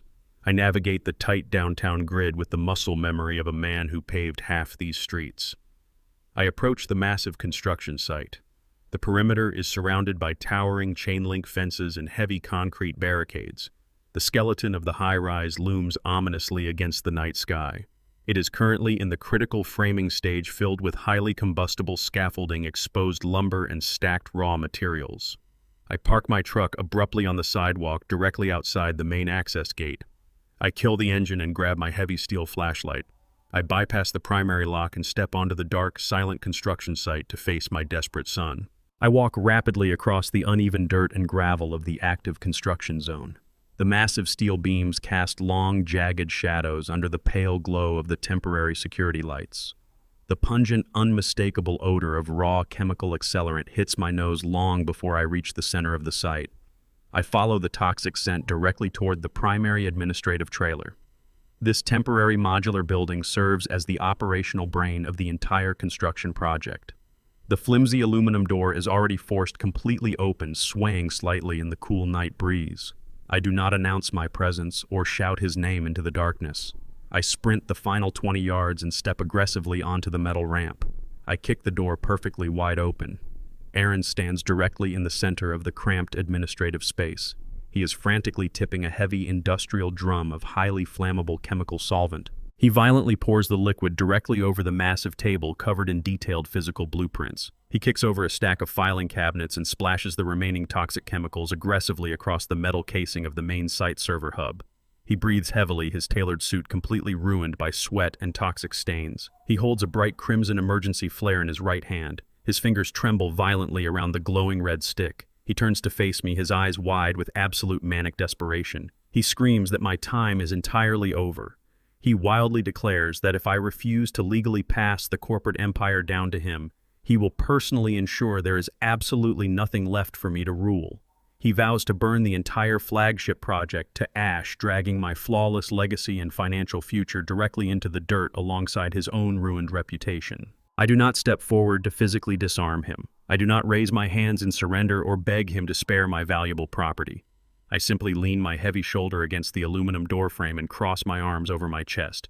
I stare at his frantic, pathetic display with absolute, unwavering stoicism. The crimson light of the burning flare casts erratic, bloody shadows across his panicked face. I calmly inform Aaron that his grand gesture of ultimate destruction is completely pointless. I point a calloused finger directly at the large metal server hub dripping with chemical solvent. I explain to my son that the bulky hardware sitting in this dusty trailer is a completely useless, outdated decoy unit. I tell him that every single sensitive operational file, architectural blueprint, and financial contract associated with this high-rise project was successfully migrated to a heavily encrypted off-site cloud facility exactly 6 months ago. The physical blueprints he so aggressively soaked in accelerant are merely outdated preliminary drafts used for basic daily reference by the ground crew. I systematically dismantle the illusion of his absolute power. I let the cold, hard reality wash over him. I clearly state that igniting this temporary modular trailer will accomplish absolutely nothing to damage the actual structural foundation of my company. It will not erase his crimes or halt the federal investigation. I tell him the only tangible result of dropping that flare will be adding a severe mandatory federal felony charge for commercial arson directly onto his rapidly expanding criminal rap sheet. I watch his eyes dart frantically around the cramped room as he completely processes the absolute failure of his final desperate sabotage attempt. He realizes his ultimate fiery revenge is nothing more than a hollow, meaningless gesture against an unshakable fortress. Aaron stares at me in pure, unadulterated disbelief. The terrifying realization of his utter impotence finally breaks through his manic delusion. He looks down at the heavy server rack and then back up at my completely unbothered expression. He realizes his ultimate threat is entirely meaningless. The crushing weight of the incoming federal indictments, the failed embezzlement, the ruined pawn shop deal, and the impending loss of his own freedom all crash down upon his shoulders simultaneously. His physical body reacts to the sheer magnitude of his total defeat. His right hand begins to shake with an uncontrollable, violent tremor. He tries to tighten his grip on the burning emergency flare, but his sweaty fingers completely betray him. The bright crimson stick slips right through his unstable grasp. The flare tumbles in agonizing slow motion toward the floorboards. It hits the linoleum directly in the center of a massive pooled puddle of highly combustible chemical accelerant. The ignition is instantaneous and absolutely deafening. A blinding wall of searing orange and blue fire erupts violently between us in a fraction of a second. The concussive wave of extreme heat physically throws Aaron backwards against the far wall of the modular office. The hungry flames aggressively catch the dry wooden paneling and loose paper files, instantly transforming the cramped space into a raging inferno. The toxic black smoke thickens rapidly, plunging the room into chaotic darkness, illuminated only by the blinding blaze. The fire swiftly devours the doorway, completely cutting off my only avenue of physical escape. The weak aluminum structure groans and begins to buckle under the sudden immense thermal pressure. The roaring flames fiercely trap both of us inside the rapidly collapsing, blazing structure, leaving us completely surrounded by a deadly inferno with absolutely nowhere left to run. The searing heat immediately strips the moisture from my lungs. Thick, toxic black smoke rolls across the ceiling and rapidly descends to completely engulf the narrow modular trailer. The acrid stench of burning plastic and vaporized chemical accelerant forcefully invades my nostrils. The inferno instantly consumes the flimsy wooden paneling, creating a blinding wall of orange flame that completely blocks the primary entrance we just used. My path to the outside world vanishes behind an impenetrable curtain of fire. Aaron completely loses his mind. The terrifying reality of his impulsive action shatters his fragile composure. He coughs violently, hacking up the poisonous fumes as he stumbles blindly through the rapidly shrinking space. He spots a small secondary emergency exit door at the far end of the narrow corridor. He violently throws his entire body weight against the cheap aluminum frame. He slams his shoulder into the metal once, twice, 3 times. The cheap door remains stubbornly jammed, its hinges heavily warped by the sudden extreme thermal expansion of the surrounding walls. Aaron screams in pure, unadulterated panic. His expensive Italian leather shoes slip on the wet, chemically soaked floorboards. He wildly claws at the blistering metal handle, tearing the skin from his manicured hands. The fire roars with a deafening intensity, completely drowning out his frantic, high-pitched cries for help. Sparks rain down from the melting light fixtures overhead. The modular trailer was designed for temporary administrative storage, not to withstand a deliberate chemical conflagration. The cheap insulation actively fuels the growing blaze, turning the enclosed rectangular room into a suffocating death trap. I press a heavy, calloused hand against my mouth to filter the toxic air. I quietly watch my biological son reduce himself to a completely pathetic weeping animal clawing at a melted door. The thin aluminum ceiling groans aggressively overhead. The metal support beams scream under the immense thermal pressure, warping and buckling against the intense heat. I stand rooted to the floorboards, shielded temporarily by a heavy metal filing cabinet. I stare through the thick, swirling smoke at the miserable creature clawing desperately at the jammed door. A profound, terrible choice presents itself to me in the blinding heat. I possess the physical strength to shatter a window and escape this inferno alone right now. I could easily leave the architect of my corporate sabotage and familial destruction to perish in the exact fire he intentionally set. The man crying in the smoke, is the same coward who actively plotted to steal my company, frame me for federal crimes, and kidnap my innocent grandson. Leaving him to the flames would instantly eliminate the greatest threat to my legacy and ensure the absolute safety of my true family. The poetic justice of letting him burn in his own trap is incredibly alluring. Aaron finally turns away from the useless metal door. The toxic smoke drops lower, forcing him to his knees. His meticulously maintained corporate facade completely melts away, incinerated by absolute primal terror. He crawls through the chemical-soaked debris toward me. He clutches the bottom of my heavy denim jacket with his bleeding fingers. He looks up at me with watering, terrified eyes. He begs for his life. He openly weeps loudly, promising to confess to every single federal crime and relinquish all claims to the corporate empire if I just get him out of the fire. Every ounce of his manufactured arrogance, every shred of his unearned superiority is entirely gone. He is just a frightened boy begging for his father to save him. I look down at his pathetic, weeping face.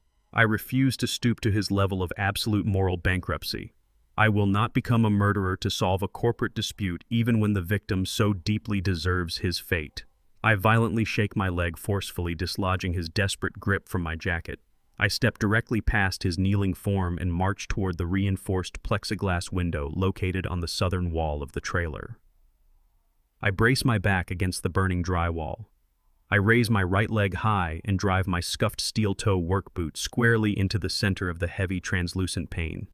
The reinforced material shudders but holds.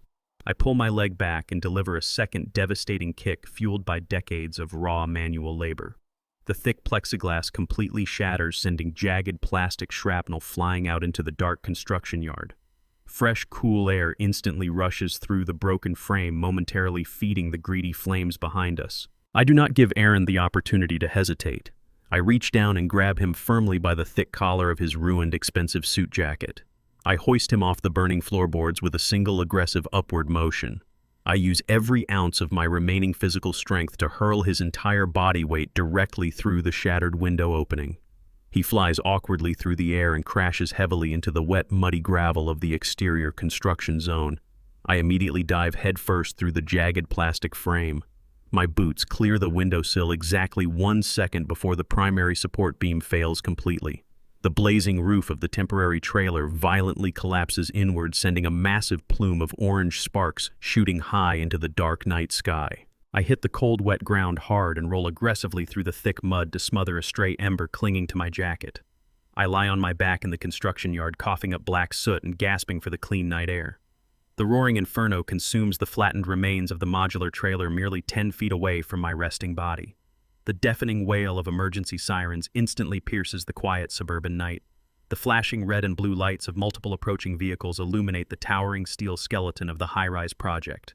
3 heavy fire engines and a half-dozen local police cruisers aggressively swarm the perimeter of the active construction site.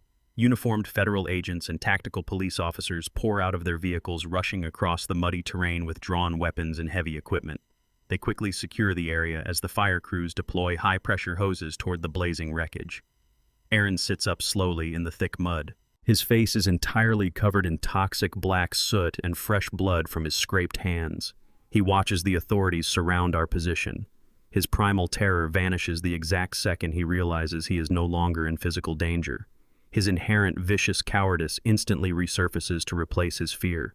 He aggressively scrambles to his feet, ignoring his minor injuries entirely. He points a shaking, accusatory finger directly at my face. He screams at the top of his lungs to the approaching police officers. He wildly claims that I purposefully lured him to the remote construction site under false pretenses. He viciously accuses me of actively attempting to burn him alive inside the trailer to completely silence him. He loudly declares to the federal agents that I orchestrated the entire massive fire to illegally collect the multi-million-dollar corporate insurance payout. I sit inside a windowless interrogation room at the Central Police Precinct. The stark fluorescent lights buzz directly overhead, casting harsh shadows across the scratched metal table bolted to the concrete floor. The air is stale thick with the smell of cheap coffee and institutional cleaning supplies. I do not rub my soot-stained hands or adjust my torn jacket. I sit perfectly still, maintaining absolute silence as I wait for the bureaucratic machinery to process the chaos of the night. The heavy steel door finally swings open. A seasoned homicide detective steps into the cramped space. He wears a rumpled suit and carries an aura of deep suspicion. He does not offer a polite greeting or a glass of water. He marches directly to the opposite side of the table and violently slams a thick yellow notepad down onto the metal surface. The sharp crack echoes loudly in the enclosed room. He leans forward, placing his heavy knuckles on the table, and aggressively demands a coherent explanation. He wants to know exactly why the wealthy owner of the largest construction firm in the city was standing in the mud outside a burning administrative trailer at 3 in the morning. He questions my presence at the multi-million-dollar high-rise site, heavily implying that my midnight arrival was far from a coincidence. He lists the severe charges currently hovering over my head, pointing out the suspicious nature of the extreme chemical accelerant found surrounding the wreckage. He tries to physically intimidate me with his aggressive posture, invading my personal space and raising his voice to a hostile pitch. He demands to know if financial ruin drove me to commit desperate acts of commercial arson. I do not flinch or break eye contact. The detective pulls a chair out and sits down heavily. He opens his notepad and informs me that my son has already provided a highly detailed, tearful official statement to the federal agents. Aaron wasted absolutely no time constructing a brand new narrative to explain the blazing inferno. The detective reads directly from the official transcript outlining a masterfully fabricated story of paternal abuse. Aaron painted a vivid, horrifying picture of a violent, controlling patriarch who finally snapped under the immense pressure of a federal financial audit. According to Aaron's sworn testimony, he simply drove to the construction site in the middle of the night to peacefully retrieve his personal belongings and corporate files before the government completely seized the property. Aaron explicitly claims that I ambushed him in the dark. He tearfully told the officers that I was waiting inside the trailer holding a drum of gasoline and a lit flare. He accused me of purposefully dousing the administrative hub in chemicals to destroy the remaining financial ledgers and actively attempting to burn him alive to permanently silence the only witness to my corporate crimes. Aaron portrayed himself as the innocent, terrified whistleblower desperately trying to escape a madman. The detective taps his pen against the paper, stating that Aaron's burns and ruined clothing perfectly match a desperate struggle to escape a blazing trap. He smugly informs me that the prosecutor is actively drafting an attempted murder charge based entirely on Aaron's emotional confession. The detective leans back in his chair, folding his arms across his chest. He explicitly warns me that my prolonged silence will only solidify my guilt in the eyes of the impending jury. He demands a full confession to mitigate the extensive prison sentence hanging over my head. I remain perfectly silent, allowing the detective to finish his aggressive psychological routine. I do not display a single ounce of panic or outrage at my son's vicious lies. I simply reach my calloused hand deep into the pocket of my ruined jacket. The detective tenses immediately, his hand instinctively dropping toward his holstered weapon. I ignore his sudden hostility and slowly withdraw my rugged smartphone. I place the heavy device flat onto the scratched metal table and smoothly slide it directly across the surface until it rests inches from his yellow notepad.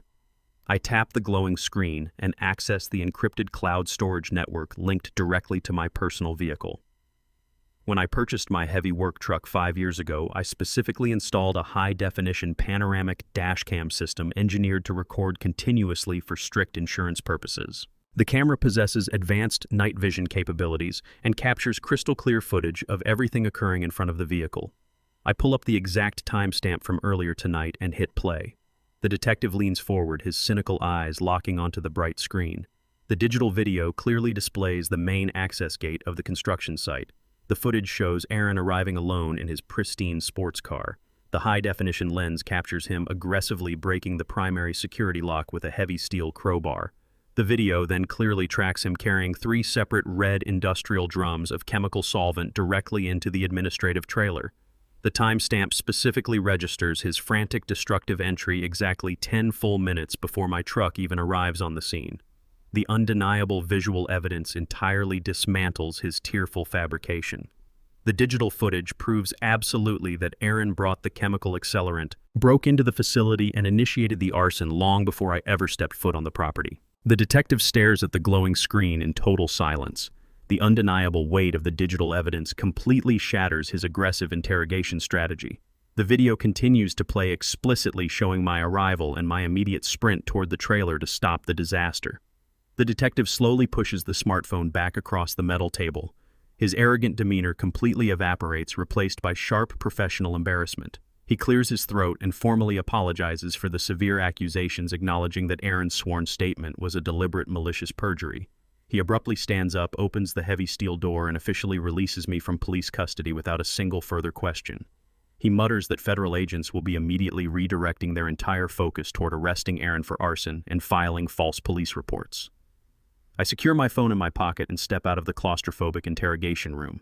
I walk swiftly through the chaotic precinct lobby and push through the heavy glass doors into the cool morning air. The sun is just beginning to rise over the city skyline, casting a pale light over the concrete streets. Before I can even reach the bottom of the precinct stairs, my cell phone vibrates intensely. I answer the call to hear Oliver's strained voice on the other end. My lawyer does not offer congratulations on my release. He delivers deeply grim news that drastically shifts the battlefield yet again. Megan's mother, Susan, has officially entered the fray. Susan has initiated a massive, aggressively funded media smear campaign. Oliver informs me that she is currently broadcasting live on 3 major national television networks. Susan is ruthlessly labeling me a corrupt, violent abuser, leveraging her vast social influence to permanently destroy my public reputation and purposefully taint the potential jury pool before the federal trials even begin. I march straight from the central precinct to Oliver's downtown law office. We stand side by side in his executive suite, our eyes locked on the flat-screen monitor mounted to the far wall. The morning news cycle has been completely hijacked. Susan sits on the plush velvet couch of a highly rated daytime television broadcast. She holds a crumpled tissue, expertly wiping away theatrical fabricated tears. She stares directly into the studio camera and delivers a masterclass in emotional manipulation. She spins a devastating, entirely fictitious narrative portraying her family as innocent, hardworking victims, ruthlessly crushed beneath the heel of a wealthy, vindictive corporate tycoon. She claims my immense wealth has corrupted my mind. She explicitly tells millions of viewers that I orchestrated a campaign of terror against her daughter and my own biological son. She twists the burning of the construction trailer, suggesting I set the blaze myself in a fit of paranoid rage to destroy my own heir. Susan paints Robert as a dedicated family man currently languishing in federal custody due to my malicious, bought and paid for legal connections. She wields her sophisticated social influence like a weapon, using dramatic pauses and perfectly timed sobs to win the absolute sympathy of the national audience. She knows the federal indictments against her husband and son are moving forward, so she is actively trying to contaminate the potential jury pool by executing a devastating trial by media. The audience in the studio gasps and murmurs in total support of her manufactured grief. Oliver grips the edge of his desk, his knuckles turning white as we watch my decades of hard-earned reputation being systematically butchered on live television. I do not look away from the screen. I memorize every single lie she speaks into the microphone. My rugged smartphone vibrates violently against Oliver's glass conference table. It rings incessantly, a relentless mechanical scream reflecting the escalating chaos. I glance at the illuminated screen to see the personal number of my corporate board chairman. I answer the call and immediately press the speaker icon. The chairman does not offer a greeting. His voice is a shrill pitch of absolute unfiltered panic. He informs me that public opinion is turning against our construction firm with terrifying speed. He loudly cites the disastrous morning broadcast and the resulting firestorm currently sweeping across every major social media platform. He states that our primary shareholders are threatening a massive coordinated sell-off before noon. The company's stock price is already plummeting, bleeding millions of dollars in valuation with every passing minute of Susan's televised performance. The chairman demands I step down as chief executive officer immediately. He insists I must publicly resign to salvage the remaining structural integrity of the company and protect the corporate brand from my toxic personal fallout. He completely abandons our 30 years of profitable partnership in the face of a single morning of bad press. He tells me the board is prepared to formally vote on my involuntary removal within the hour if I refuse to submit a voluntary resignation letter. He cowardly insists that severing all ties with me is the only viable strategy to appease the outraged public and stabilize the terrified financial markets. He expects me to obediently fall on my sword and sacrifice my life's work to protect their quarterly dividends. I listen to his frantic demands in complete silence, allowing his bureaucratic terror to fully exhaust itself over the speakerphone. I coldly reject the chairman's demand for my resignation. I state firmly that I will not surrender my legacy to a cowardly board of directors or a fabricated media circus. I instantly terminate the call. I turn to Oliver and deliver a rapid sequence of strict instructions. I order my lawyer to bypass the traditional public relations department and immediately organize a live unscripted press conference directly inside the main atrium of our corporate headquarters. I demand he invite every local and national news affiliate currently covering Susan's tearful broadcast. Less than 2 hours later, I stand confidently behind a heavy wooden podium facing a solid wall of flashing cameras and aggressive reporters. I do not raise my voice and I do not act remotely defensive. I methodically initiate my counteroffensive. I signal Oliver, who immediately projects our undisputed paper trail onto a massive digital screen mounted behind me. I walk the national audience through the cold, indisputable facts of the conspiracy. I display the forged medical documents designed to declare me mentally incompetent. I highlight the precise, verified offshore routing numbers connecting Robert directly to the 10-year embezzlement scheme, explicitly referencing the decrypted raw data logs extracted from the files named Kichban-ong.n2 _18.docx and Kichban-ong.n-mao 1_18.docx to prove the malicious digital manipulation. I project the time-stamped pawnshop receipt detailing Megan fencing my late wife's heirloom watch. Finally, I display the official freshly signed federal arrest warrant specifically charging Aaron with commercial arson and attempted murder at the high-rise site. I completely strip away the emotional theatrics and dismantle Susan's entire fabricated narrative using concrete, undeniable evidence. I force the media to look at the absolute proof of a coordinated attempt to destroy my life. The national public narrative flips the exact second the press conference concludes. The undeniable visual evidence of the forged medical evaluations and the federal arson warrant completely shatters the fragile illusion of their innocence. The very same news networks that broadcasted Susan's tearful performance earlier this morning immediately pivot to dissecting her massive criminal exposure. Susan and Aaron instantly transform into national pariahs universally condemned for their malicious greed and breathtaking deceit.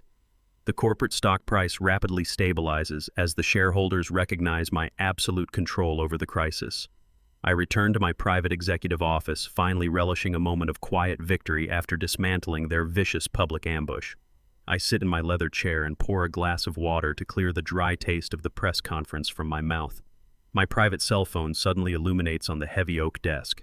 The incoming caller ID displays a number I have actively ignored for months. It is Megan. Her carefully constructed facade of wealthy superiority has entirely disintegrated. Cornered by the overwhelming public backlash and the absolute certainty of an impending federal indictment, she has decided to aggressively sever her final loyalties to save herself. She speaks in a rushed, frantic whisper, terrified that Aaron might overhear her betrayal. She completely abandons her husband and her incarcerated father in a desperate bid for basic survival. She formally contacts me to negotiate her absolute surrender. Megan promises to turn state's evidence and fully testify against Aaron, Robert, and Susan in federal court. She claims she possesses the hidden digital encryption keys that will unlock the final layer of Robert's offshore accounts. She demands complete legal immunity and a massive, untraceable cash payout in exchange for handing me the final nail to permanently seal her own family's coffin. I enter the sprawling, sterile lobby of an airport transit hotel precisely at midnight. The harsh fluorescent lighting reflects aggressively off the polished white marble floors, leaving absolutely no room for shadows or secrets. I chose this specific public location to ensure maximum visibility and absolute control over our interaction. I spot Megan sitting alone in a rigid leather armchair situated in the far corner of the massive room. The sheer physical transformation she has undergone in a matter of days is visually striking. The meticulously crafted mask of arrogant superiority she wore like armor has entirely dissolved into a portrait of absolute frantic desperation. Her expensive designer clothing hangs loosely on her exhausted frame, deeply wrinkled and stained with the undeniable reality of her spectacular downfall. The dark, heavy circles under her eyes reveal countless sleepless nights spent running from the inevitable collapse of her criminal world. She nervously clutches a cheap paper coffee cup, her manicured nails chipped and jagged from unrelenting anxiety. She watches me approach with the wide, terrified eyes of a hunted animal, realizing all avenues of escape are officially closed. I do not offer a polite greeting or extend any false familial warmth. I sit down directly across from her at the small round marble table separating our chairs. The ambient noise of delayed travelers and rolling luggage fades into the background as we lock eyes. I cross my arms over my chest and wait in total silence, forcing her to initiate the negotiations she so desperately begged for over the phone. Her jaw trembles as she attempts to muster a fleeting fraction of her former corporate bravado. She realizes she is no longer dealing with a compliant, unsuspecting father-in-law. She is sitting across from the man who systematically dismantled her entire illicit empire in a single afternoon. Megan aggressively clears her throat and reaches a shaking hand deep into the pocket of her ruined trench coat. She pulls out a small encrypted black flash drive and violently slides it across the smooth marble table. The plastic device comes to a complete halt exactly halfway between us. She points a trembling finger at the drive and loudly declares it contains the ultimate key to absolute justice. She states with forced manic confidence that the drive holds the unalterable master passwords and the raw unencrypted ledgers detailing every single one of Robert's illegal offshore accounts.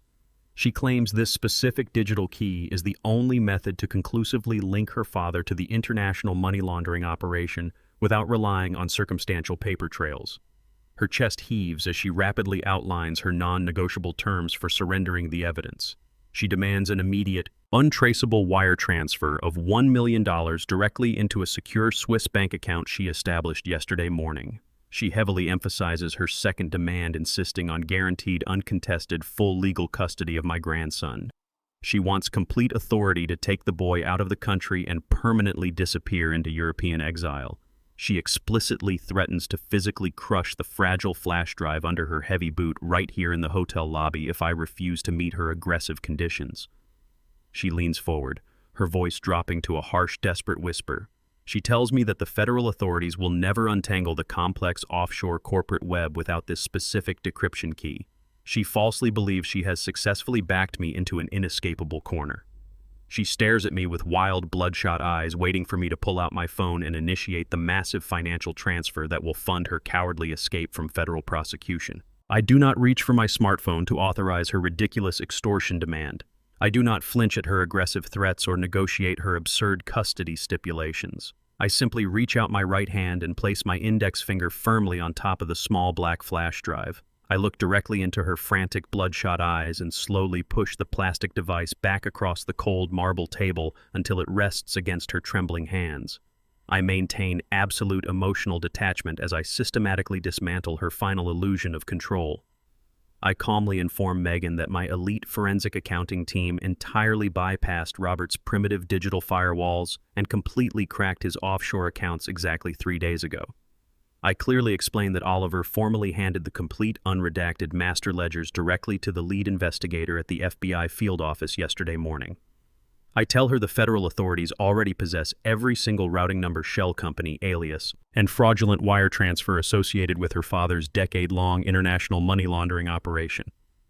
I state unequivocally that I hold all the relevant physical and digital evidence required to permanently incarcerate her entire family. I watch the terrible realization slowly wash over her exhausted face. I brutally inform her that her supposed ultimate bargaining chip is completely and utterly worthless. She holds absolutely zero leverage over me, the federal government, or the impending criminal trials. Her grand attempt at high-stakes extortion has failed before she even slid the drive across the table. I lean back in my leather chair and watch the last remaining shred of her arrogant defiance evaporate under the crushing weight of undeniable reality. The federal net has completely closed around her, and she currently holds absolutely nothing of value to buy her way out of a federal prison sentence. Megan stares down at the useless black flash drive resting on the marble table. The total collapse of her extortion attempt fundamentally breaks her mind. She buries her face in her trembling hands and breaks down into genuine, ugly, heaving sobs. Her pathetic wails echo loudly through the sterile airport lobby, drawing confused stares from exhausted travelers passing by our table. She realizes she possesses absolutely zero leverage and faces a guaranteed decade behind federal bars. Stripped of all her aggressive bargaining chips, her survival instinct mutates into absolute panic. She violently wipes the tears from her stained cheeks and leans urgently across the table. She desperately reveals one final, horrifying secret she kept hidden during her initial extortion attempt. Her voice drops to a frantic, terrified whisper as she betrays her husband entirely. She explicitly confesses that Aaron took out a massive, Multi-million-dollar life insurance policy naming himself as the sole beneficiary exactly 1 week ago. She wildly explains that Aaron realized the federal walls were closing in and required a massive influx of untraceable capital to facilitate his permanent escape. Megan loudly admits that Aaron utilized the very last of his hidden embezzled cash reserves to directly hire a highly experienced professional. She clutches my wrist with her cold shaking hands and delivers a truly chilling warning. She tells me that a ruthless, unidentified contract killer is actively hunting me at this exact moment. She insists Aaron paid the professional to ensure I suffer a fatal tragic accident before I can ever step foot inside a federal courtroom to testify against him. The ultimate familial betrayal has officially escalated from corporate sabotage and arson into a confirmed active assassination plot. I firmly pull my wrist away from her frantic grip, realizing my fight for survival has just turned lethal. I leave the brightly lit hotel lobby and drive my heavy steel truck through the quiet, winding roads leading back to my primary estate. Megan's terrifying confession echoes continuously in my mind. Aaron has crossed the ultimate line. He has transitioned from a corporate saboteur to an active orchestrator of murder. I grip the leather steering wheel tightly. I do not panic. I simply shift my mindset from corporate defense to absolute tactical survival. I approach the sprawling iron gates of my property and notice the immediate anomaly. The perimeter security lights are completely extinguished. I park my truck halfway down the gravel driveway and kill the engine. I do not activate the automatic garage door. I step out into the cool night air and observe the heavy silence surrounding my home. The entire estate is plunged into absolute darkness. I walk systematically toward the external utility box mounted on the eastern wall of the brick exterior. The heavy steel casing has been violently pried open. The main electrical breaker has been intentionally severed with heavy wire cutters. This is not a random power outage. This is a deliberate, calculated, tactical isolation. The professional assassin Megan warned me about is already waiting inside my home. I do not retreat to my vehicle and wait for local law enforcement to clear the property. I rely on my inherent instincts. I walk quietly to the side entrance leading directly into the mudroom. I bypass the dead electronic keypad and manually unlock the heavy wooden door with my physical key. I step carefully over the threshold and enter the pitch-black hallway. The air inside the house is entirely still. I move with measured, silent steps across the hardwood floor, allowing my eyes to adjust to the total absence of artificial light. I navigate the familiar layout of my own home entirely by muscle memory. I glide past the heavy oak furniture in the formal dining room and approach the wide archway leading into the open-concept kitchen. Pale moonlight pours through the large panoramic windows, casting long, jagged shadows across the polished granite countertops. I pause perfectly still behind the thick doorframe. I listen intently to the absolute silence of the room. A subtle, unnatural shifting of weight breaks the quiet. A tall, broad shadow physically detaches itself from the dark corner near the stainless steel refrigerator. The armed intruder steps confidently into the pool of cold moonlight. He wears dark tactical clothing and tight leather gloves. He holds a sleek, modern pistol in his right hand. A heavy cylindrical suppressor is tightly screwed onto the extended barrel of the weapon. He does not scan the room with anxious energy. He moves with the relaxed, arrogant posture of the man completely accustomed to executing unarmed, terrified targets. He spots my silhouette standing in the archway. A cruel, arrogant smile creeps across his shadowed face. He raises the suppressed pistol and points the dark muzzle directly at my chest. He is entirely confident that a 69-year-old construction executive is a completely helpless, fragile victim. He assumes my wealth has made me soft. He expects me to raise my hands, drop to my knees, and beg for mercy, just like my pathetic son did in the burning trailer. He believes this will be a clean, effortless assassination. He casually closes the distance between us, savoring the final moments of his lucrative assignment. He takes one step too close, fundamentally underestimating the man standing in front of him. Aaron only ever saw the calloused hands of a man who poured concrete foundations and reviewed endless financial ledgers.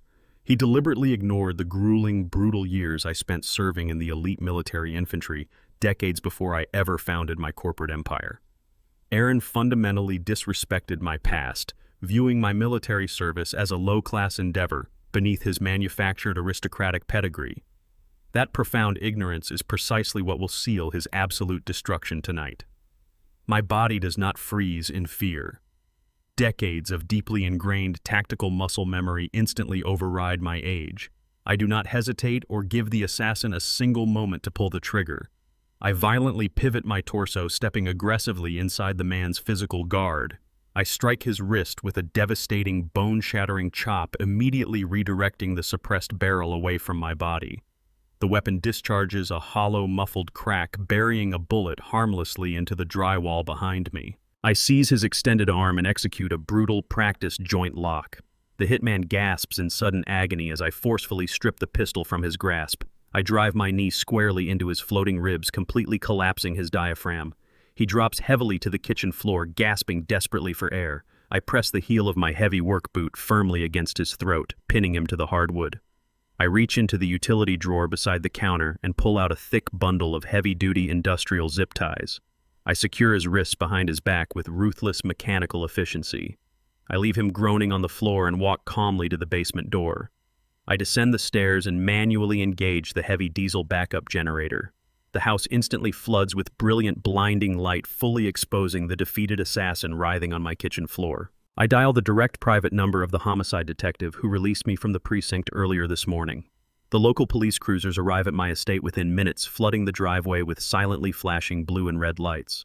The lead detective steps into my kitchen and observes the heavily bruised, securely bound assassin lying on the floor. Uniformed officers quickly haul the mercenary to his feet and push him forcefully into a dining room chair. The hitman's arrogant demeanor has been completely crushed by the violent reality of his absolute failure. He does not attempt to invoke his right to remain silent. Confronted by the undeniable reality of a botched assassination and an impending lifetime prison sentence, he immediately breaks under the detective's aggressive questioning. He actively cooperates to save himself. He loudly confesses that Aaron wired him $500,000 from a hidden offshore account to stage a violent home invasion and permanently silence me before the federal trial. He hands over his encrypted burner phone directly to the authorities, actively surrendering the digital trail linking my son to the murder plot. The lead detective processes this massive tactical advantage. He instantly formulates a rapid, devastating sting operation to catch Aaron completely off guard. The detective leans over the table and delivers a strict, non-negotiable order to the bleeding mercenary. He instructs the hitman to pick up the burner phone and text Aaron a specific, pre-arranged coded message confirming the assassination job is successfully finished. The hitman obediently types the message and hits send. We stand in the bright kitchen and watch the digital delivery confirmation appear on the screen. Aaron now falsely believes I am dead, and his path to absolute freedom is entirely clear. The morning sun casts long, hard angles against the imposing limestone columns of the federal courthouse.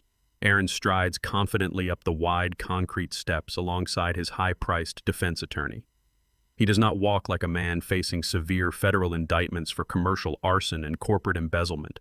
He swaggers with the absolute, untouchable arrogance of a newly crowned king. The encrypted text message he received late last night confirmed his ultimate victory. He genuinely believes the hired mercenary successfully executed the assassination in my dark kitchen. He believes my body is currently lying cold on the hardwood floor of my estate, waiting to be discovered by the morning cleaning staff. He adjusts the lapels of his immaculate bespoke navy suit and smiles warmly at the swarm of reporters gathered behind the velvet ropes. He assumes his primary obstacle, his own father, has been permanently removed from the chessboard. He steps through the heavy metal detectors and glides into the bustling legal corridors with his head held unnaturally high. He is mere minutes away from executing his final legal maneuver. With his primary accuser dead, he expects the federal prosecutor's case to entirely collapse due to a lack of cooperating witnesses. He anticipates the immediate dismissal of all criminal charges. Furthermore, he fully plans to leverage his status as my sole biological heir to seize immediate uncontested control of my entire construction empire. He believes the massive corporate wealth, the flagship downtown high-rise, and the offshore accounts are finally his to command. He steps into the ornate courtroom completely blind to the devastating trap closing around him. Aaron takes his seat at the heavy mahogany defense table. The federal judge, a stern man with zero tolerance for courtroom theatrics, calls the preliminary hearing to order. The prosecutor stands ready, clutching a thick file of fresh evidence provided directly by my legal team earlier this morning.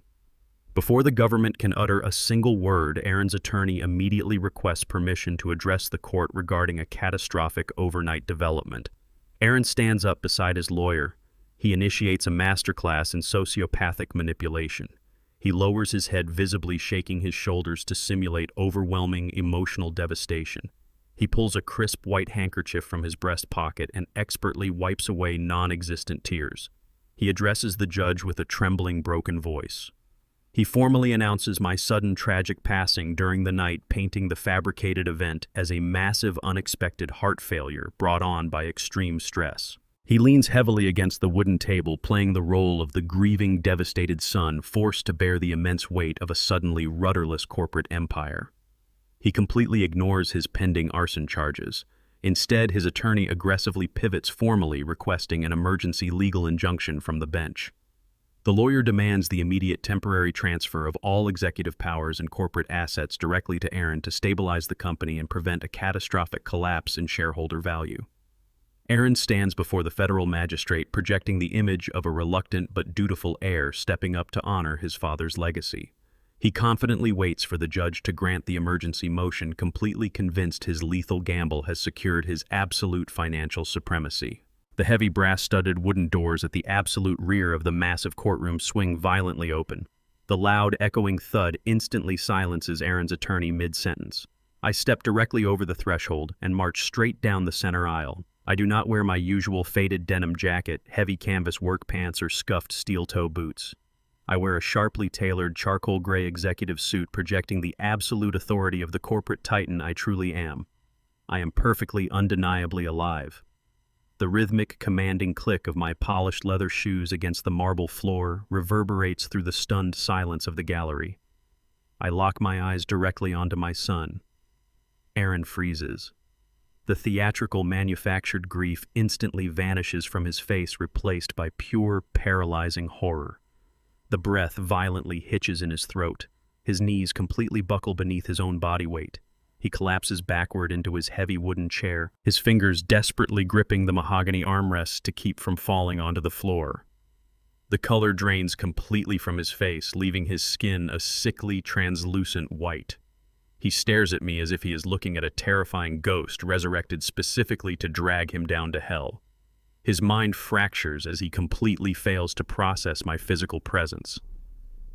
The encrypted confirmation text he received last night was a carefully orchestrated lie. His foolproof assassination plot has entirely failed. He realizes instantly that the hitman is in federal custody and that I possess absolute, undeniable proof of his murderous conspiracy. I do not break my stride. I walk directly to the prosecution table and stand tall, a living testament to his ultimate catastrophic failure. The federal prosecutor immediately hands a freshly sealed, red-tabbed folder directly up to the elevated bench. The stern judge opens the file and methodically reviews the devastating new evidence. The folder contains the recorded confession from the bruised hitman, the digital trace of the offshore wire transfer Aaron used to fund the assassination, and Megan's signed sworn affidavit detailing the massive life insurance policy. The judge's face hardens into a mask of absolute judicial fury. He drops the heavy file onto his desk and grips his wooden gavel. He strikes the sounding block with a deafening final crack. He fiercely interrupts the stammering defense attorney and issues an immediate no-bail hold on Aaron for the federal crime of conspiracy to commit capital murder. He explicitly revokes all previous bond agreements, declaring Aaron a severe active flight risk and an extreme danger to the public. Two massive, armed court bailiffs instantly step forward from the shadows of the room. They grab Aaron roughly by his tailored shoulders, forcefully hauling his paralyzed body out of the defense chair. They lock heavy steel handcuffs securely around his trembling wrists. The cold click of the ratcheting metal breaks his catatonic state. Total panic floods his system. Aaron wildly thrashes against the firm grip of the federal officers. He turns his head and looks directly at me with wide, desperate eyes. He begs for mercy one last time, his voice cracking as the bailiffs drag him toward the holding cell door. He screams frantically that he is my blood, pleading for his father to save him from a lifetime in federal prison. I cross my arms over my chest and watch him disappear behind the heavy steel door in absolute silence. Several months of grinding bureaucratic procedure pass before I step back into the federal courthouse. I stand firmly behind the heavy mahogany witness podium for the final sentencing phase of the trial. The sprawling room is packed with silent observers, national reporters, and uniformed federal agents. I look directly across the polished floor at the four individuals chained to the defense tables. Aaron, Megan, Robert, and Susan sit in a rigid row, all wearing identical, shapeless orange jumpsuits. The heavy steel handcuffs linking their wrists to their waists clink softly every time they shift in their wooden chairs. Every single trace of their former manufactured arrogance is entirely erased. The smug superiority they wielded like a weapon has completely evaporated under the crushing weight of federal incarceration. Robert's posture is completely broken, his shoulders slumped in absolute defeat as he faces the reality of dying behind bars. Susan stares blankly at the floorboards, her theatrical television tears replaced by a hollow, vacant stare. Megan nervously picks at her cuticles, unable to make eye contact with anyone in the gallery.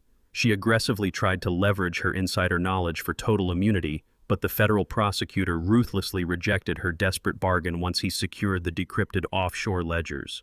She is going to prison right alongside the parents she attempted to sell out. Aaron sits at the very end of the long table. His expensive haircuts and tailored suits are distant memories.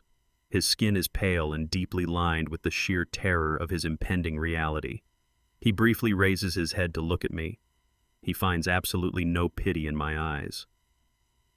I stand before the federal magistrate projecting the quiet strength of a man who successfully protected his legacy from absolute destruction. The lead defense attorney stands up and approaches the center of the courtroom.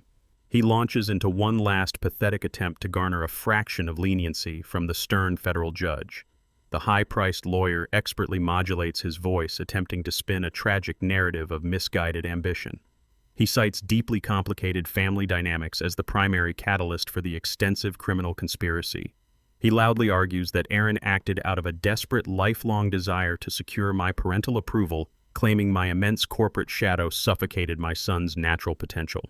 The defense team aggressively points to severe, crushing financial pressure, conveniently ignoring the fact that those financial pressures were created exclusively by Aaron's insatiable greed and Robert's illegal offshore gambling debts.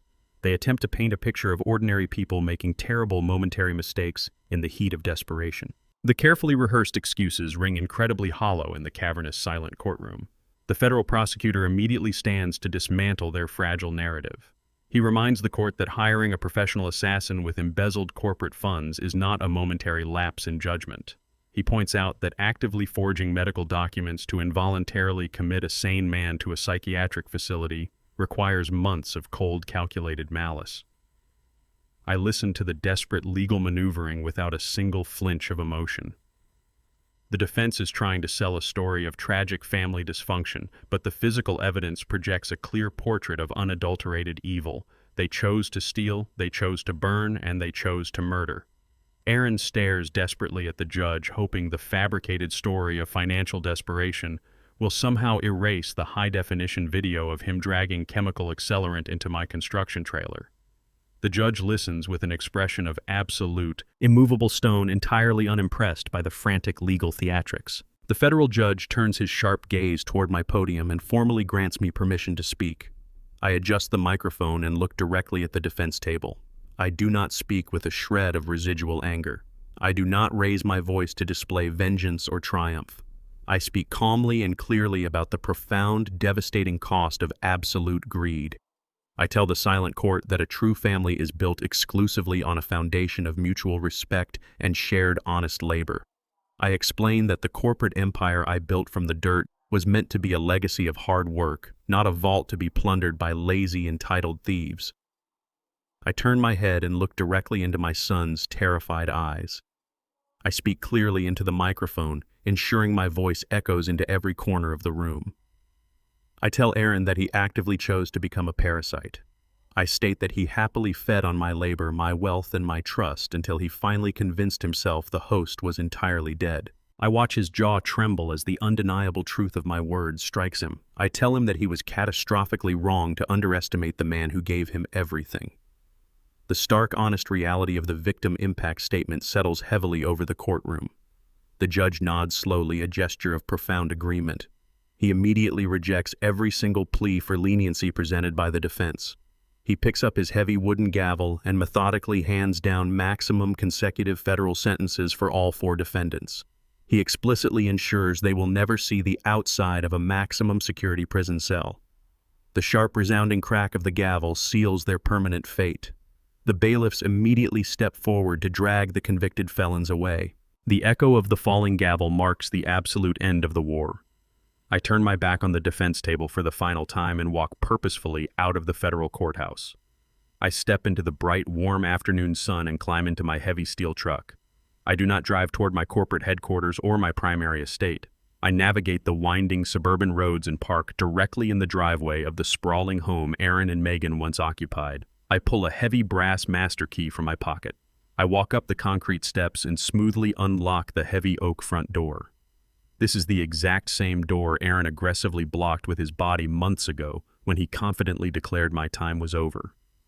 I step over the threshold and walk through the silent, empty foyer. I systematically strip away Megan's gaudy, expensive decorations from the walls, tearing down the physical remnants of her manufactured hollow lifestyle. I walk through the expansive living room and stop at the large panoramic window overlooking the manicured backyard. I look out through the pristine glass. My young grandson is running happily across the green grass, safely chasing a brightly colored ball. He is being carefully watched over by a highly vetted, trusted nanny I personally employed.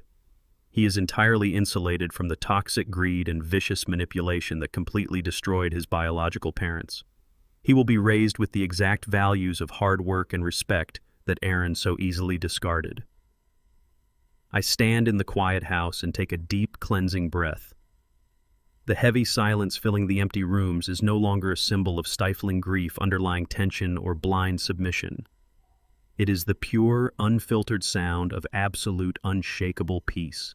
The silent adjustment is finally complete. True strength is never measured by how much abuse you can silently endure from those who share your bloodline. It is defined by your absolute willingness to enforce immovable boundaries when blind loyalty mutates into toxic exploitation. Family should be a sanctuary of mutual respect, never a weapon used to extract unearned wealth or demand endless sacrifices. We must learn to recognize when unconditional love is being weaponized against us.